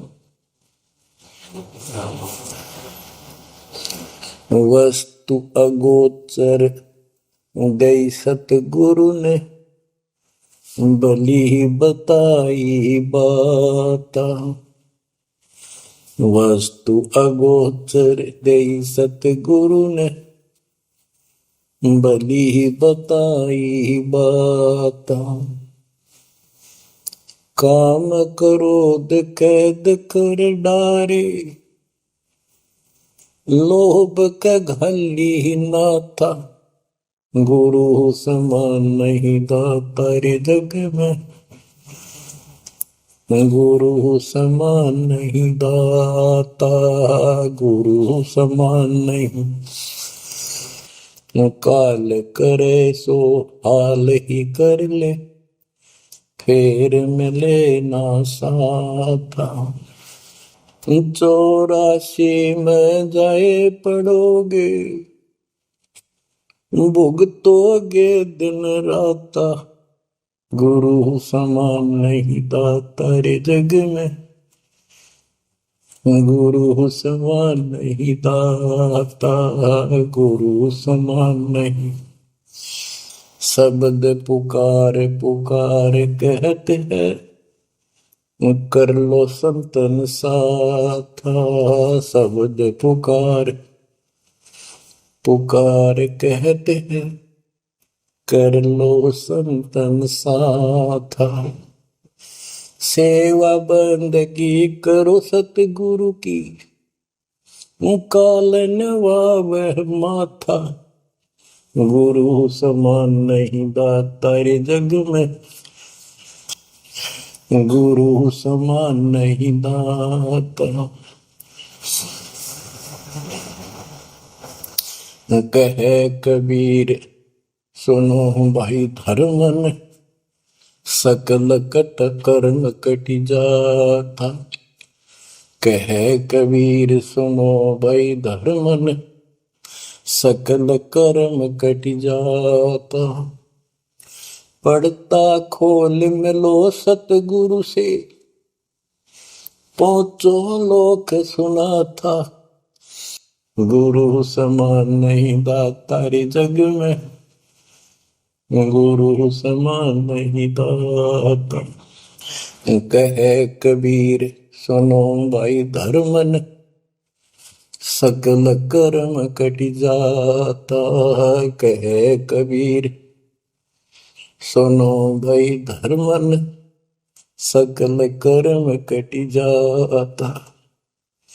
पर्दा खोल मिलो सतगुरु से, पहुंचो लोक सुना था। गुरु समान नहीं दाता रे जग में, गुरु समान नहीं दाता। बच्चों, सतगुरु परमात्मा होते हैं। सतगुरु जैसे प्रधानमंत्री जी का कोई नॉमिनेटेड होता है, उसका नुमाइंदा होता है, वो प्रधानमंत्री ही होता है, उसके पास उसकी पूर्ण पावर लेकर आता है। तो उसके प्रति आपने सतगुरु जैसी यानी परमात्मा जैसी ही आस्था, श्रद्धा और भाव बनाना होगा। वस्तु अगोचर दे सतगुरु में, गुप्त वस्तु कहते हैं। सोहम गरीब सोहम शब्द हम जग में डाए, सार शब्द हमने गुप्त छुपाए। फिर के कोटि ज्ञान हम जग में बाख्या, मूल ज्ञान हमने गुप्त ही रखा। तो वो अगोचर वस्तु सतगुरु ने दी आपको। और वस्तु अगोचर दे सतगुरु ने, बली बताई बात। काम क्रोध कैद कर डारे, लोभ का डाली नाथा। जैसे गरीबदास जी कहते हैं, गरीब सतगुरु मिले तो इच्छा मेटे, पद मिल पदे समाना, चल हंसा उस लोक उठाऊं जो आदि अमर स्थान।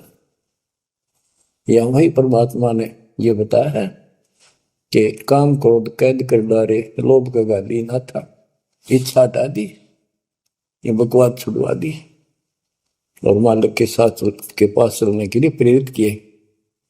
काल करे सो हाल ही कर दे, काल करे सो हाल यानी तुरंत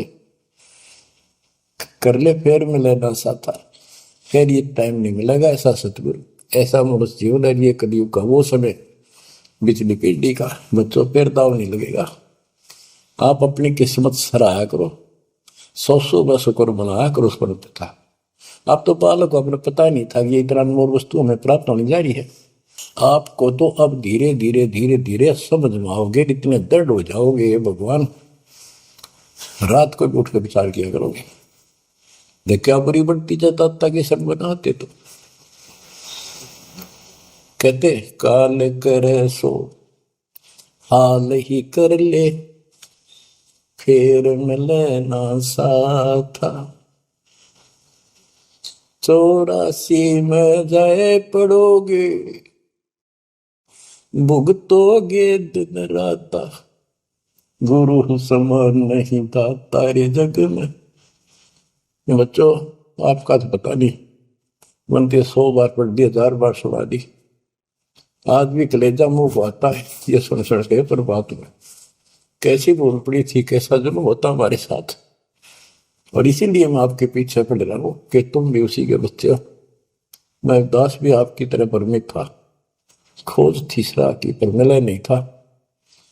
तो उसी दिन से कोशिश थी महात्मा से सबको बताऊं, समझाऊं। नाम देने का आदेश भी नहीं था, उससे पहले मैं बहुतों को समझाया करता, गुरु जी से नाम दिलाता था। बहुत तड़फ थी कि बहुत भूल लाग रही, अनमोल जीवन नष्ट हो रहा है। अब देखो एक एक वाणी क्या क्या कहती है, हमें क्या प्रेरित करती है। 84 में जाए पड़ोगे, ये भक्ति ना करोगे भगवान कबीर साहब पर, भुगतोगे दिन राता। फिर क्या कहते हैं, शब्द पुकारे पुकारे कहते हैं, कर लो संतन साथ।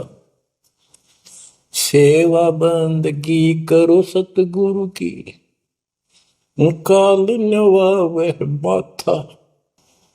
गुरु समान नहीं दातार जग में। कहे कबीर सुनो वही धर्म ने, सकल कर्म कटि जाता। पर्दा खोल मिलो सतगुरु से, पोचो लोक सुना था। गुरु समान नहीं दाता रे जग में, गुरु समान नहीं दाता। अब बच्चों, परमात्मा अपनी प्यारी आत्मा धर्मदास को समझाते हैं, उसके माध्यम से हमें भी संकेत करते हैं। पर्दा खोल मिलो सतगुरु से, यानी कोई कपट ना रखो मालिक के। जब सतगुरु के साथ जुड़ते हो, एन बिल्कुल सच्ची सुच्ची आत्मा से बात करा करो। जरा सी भी अटपट करोगे वो भगवान रुष्ट हो जाएगा। यही वजह है शिष्य को अपने गुरु के प्रति संपूर्ण समर्पण और विश्वास रखना चाहिए। परमेश्वर कबीर जी ने भी कहा है, कबीर गुरु गोविंद दोनों खड़े, किसके लागू पाए। बलिहारी गुरु आपने, गोविंद दिया मिलाए। अर्थात यदि गुरु तथा परमात्मा दोनों साथ साथ खड़े हों तो किसके पैरों पर लगोगे, यह प्रश्न है। इसका उत्तर कबीर परमेश्वर ने दिया है कि मैं तो अपने गुरु के पैरों पर लगूंगा, उस पर बलिहारी जाऊं जिन्होंने परमात्मा मिला दिया। इसलिए शिष्य को गुरु के प्रति समर्पण, आदर और विश्वास रखते हुए उनके मार्गदर्शन का पालन करना चाहिए। यही समर्पण और विश्वास शिष्य को मोक्ष की ओर अग्रसर करता है। तो दोस्तों, बात साफ है, बिना सच्चे गुरु के न भक्ति पूरी होती है, न मोक्ष मिलता है। शास्त्र चिल्ला चिल्ला कर कह रहे हैं कि सतगुरु वो दीपक है जो आपके जीवन के अंधेरे को दूर करता है। लेकिन सावधान, बाजार में नकली गुरुओं की भीड़ है जो आपकी आस्था का सौदा कर रहे हैं। और अगर आपने सच्चा गुरु ढूंढ भी लिया तो बिना समर्पण और विश्वास के वो दीपक आपके लिए बेकार है। आप ही बताइए, क्या आप उस रास्ते पर चलना चाहेंगे जो सिर्फ मंदिरों और मालाओं तक सीमित है, या उस सतगुरु की शरण लेंगे जो आपको शास्त्रों का सही ज्ञान दे, जो आपको परमात्मा तक पहुंचाए। अब फैसला आपके हाथ में है। क्या आप दीपक थामेंगे या अंधेरे में भटकते रहेंगे? अब सुनते हैं संत रामपाल जी महाराज से नाम दीक्षा लेकर सतभक्ति करके अद्भुत लाभ प्राप्त करने वाले अनुयायी के विचार। दर्शकों, मनुष्य अक्सर अपनी परेशानियों से निजात पाने के लिए परमात्मा की तलाश करता है। वह परमात्मा प्राप्ति के लिए तीर्थ पर भी जाता है, व्रत भी करता है और सभी पूजा पाठ भी करता है। और जब इन सब चीजों से बात नहीं बनती तो वह शरण लेता है गुरु की। और यदि गुरु भी गलत मिल जाए तो वह उसका सबसे बड़ा दुर्भाग्य होता है। दर्शकों, ऐसी ही कहानी थी राजस्थान के रहने वाले रूपदास जी की। रूपदास जी सभी देवी देवताओं की पूजा किया करते थे, और जब इन्हें इन देवी देवताओं की पूजा करने से कोई लाभ नहीं मिला तो इन्होंने सहारा लिया निरंकारी पंथ का। लेकिन दर्शकों, आपको जानकर हैरानी होगी कि आज रूपदास जी ने निरंकारी पंथ को छोड़कर संत रामपाल जी महाराज को अपना गुरु बना लिया है।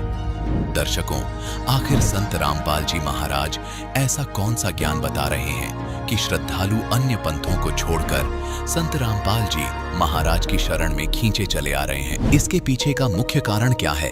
आइए जानते हैं रूपदास जी की कहानी उन्हीं की जुबानी। नमस्कार सर। सत साहिब। क्या नाम है जी आपका? सर, मेरा नाम भगत रूपदास, गांव चतुरपुरा, तहसील बानसूर, जिला अलवर का रहने वाला हूँ। सर, संत रामपाल जी महाराज से नाम दीक्षा आपने कब ली? सर, मैं संत रामपाल दास जी महाराज से 14 जून 2012 में नाम दीक्षा ली थी। संत रामपाल जी महाराज से नाम दीक्षा लेने से पहले क्या आप कोई भक्ति साधना करते थे? हाँ, भक्ति साधना साहब खूब करी। पहले तो हिंदू धर्म से थे तो ब्रह्मा विष्णु महेश की खूब भक्ति करी। उसके बाद में निरंकारी मिशन से जुड़े, उनसे जो बाबा हरदेव सिंह थे, इनके पिताजी से नाम दान लिया, जबकि हरदेव सिंह बाबा जी इतने से थे, और 4-5 साल तक भक्ति करी, लेकिन उससे भी कोई दिल को तसल्ली नहीं हुई। उसके बाद में साहब, जब मैं नौकरी करता था, फिर पेंशन आने के बाद में मैं एक संत से नाम दीक्षा ली, नाथ पंथ के से, तो उसकी भी 5-6 साल तक भक्ति करा, लेकिन उससे भी कोई मतलब, न तो दिल में तसल्ली हुई, न कोई फायदा हुआ, न कोई ज्ञान भी नहीं हुआ। फिर दिल इधर उधर भटकता रहा। अगर यार वास्तव में इस सृष्टि को चलाने वाला कोई परमात्मा तो है, तो वो है क्या? सर आपने बताया कि आपने हिंदू देवी देवताओं की भक्ति की, इसके अलावा आप निरंकारी मिशन से भी जुड़े और नाथ पंथ से भी जुड़े, उसके साथ साथ आपने दुर्गा माता की भक्ति भी की। तो इन सभी भक्ति साधनाओं से आपको क्या क्या लाभ हुए? मेरे को वो भक्ति करने से कोई लाभ नहीं हुआ और हानियाँ बहुत सी हुई। हानियाँ ऐसे हुई कि जैसे केस मुकदमा चले, घर के अंदर कोई कमाई करते थे उसमें कोई बरकत नहीं होती थी।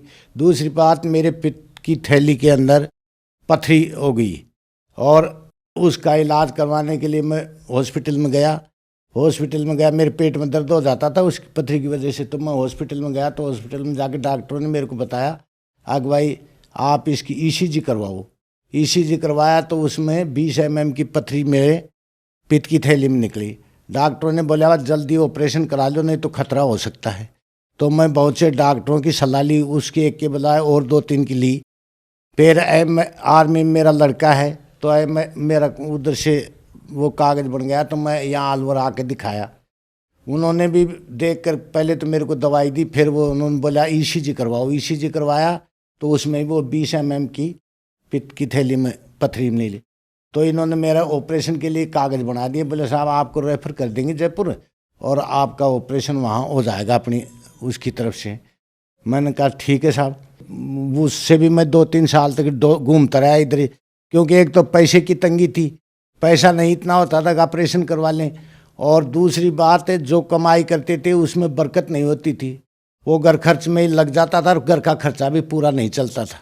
तो सर आपने बताया कि जो देवी देवताओं की आपने भक्ति की उन सब से आपको कोई लाभ नहीं हुआ तथा आपके घर में कष्ट ही कष्ट आए। तो फिर संत रामपाल जी महाराज के बारे में आपको कहाँ से ज्ञान प्राप्त हुआ? हाँ, फिर संत रामपाल जी महाराज के बारे में ज्ञान ऐसे मिला कि मैं घर से बाहर जा रहा था गांव की तरफ, तो एक किताब बिक्री, ज्ञान गंगा की किताब बिक्री करने के लिए आया। तो वो मेरे को मेरे घर से 100 गज दूरी मिल गया।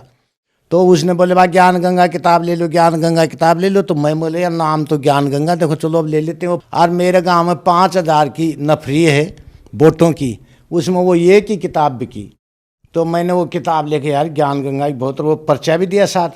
मैं आके पढ़ा तो उसको उसमें देखा ब्रह्मा विष्णु महेश के माता पिता कौन है। तो मैं बोले यार ये तो किताब में पैसे बेकार ही खर्च हो गए, मैंने रख दिया। फिर 2-4 दिन बाद में फिर मुझे 15 रुपये खर्च करे, पढ़ो तो सिर्फ फिर पढ़ा।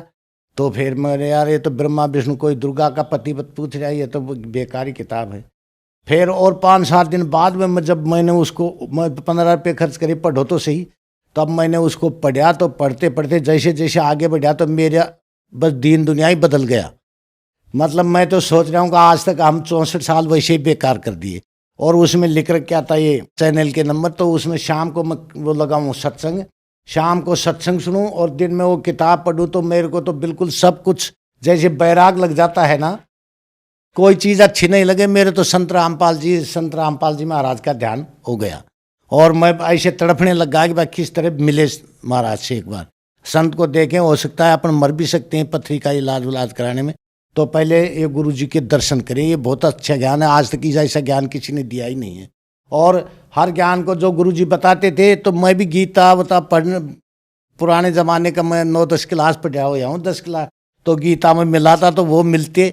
तो यार ये ज्ञान तो आज तक किसी ने बताया नहीं। आज तक कोई संत मंत कोई तो कहीं का ज्ञान बताता है, कोई कहीं का ज्ञान बताता है। ये तो ज्ञान अभी बताया है इन गुरु जी ने बताया, तो वास्तव में ये गुरु ही हैं। कोई किसी को बोलते भाई भगवान भाई राम का नाम लेता रहे, राम राम करता रहे, मिल जाएंगे। अरे राम राम करना तो मिल तो जाएंगे, तो कहाँ मिलेंगे ये तो बताओ। लेकिन किसी ने कोई तसल्ली बख्श जवाब नहीं दिया। फिर मैं गया आश्रम में, क्यों मैं जानता भी नहीं था कहाँ है, लेकिन मैं पूछ करके बस में गया। तो आश्रम में गया तो गेट के ऊपर भगत थे, मेरी तलाश ली। तो मैं बीड़ी का मंडल माचिस मेरी जेब में थी। तो उन भक्तों ने बोला भाई ये बाहर रख दो। ये भगत जी क्या है? मैं बोला बीड़ी माचिस है, तो ये बाहर रख दो। मैं बीड़ी माचिस के बगैर नहीं रह सकता हूँ, क्यों मेरी कैपेसिटी थी 3 मंडल बीड़ी रोज पीने की। तो साहब वो बोले बाहर रख दो, अंदर मिल जाएंगी। अब बाहर रख दिया। मैं गया अंदर गया तो वहाँ तो जा करके सत साहेब को हर आदमी तो प्रेम से तो बोले। मैंने गया, पहले तो मैं बीड़ी की तलाश करी, हुआ बीड़ी की दुकान है कि नहीं। फिर बोले बीड़ी की दुकान तो नहीं है यहाँ पर।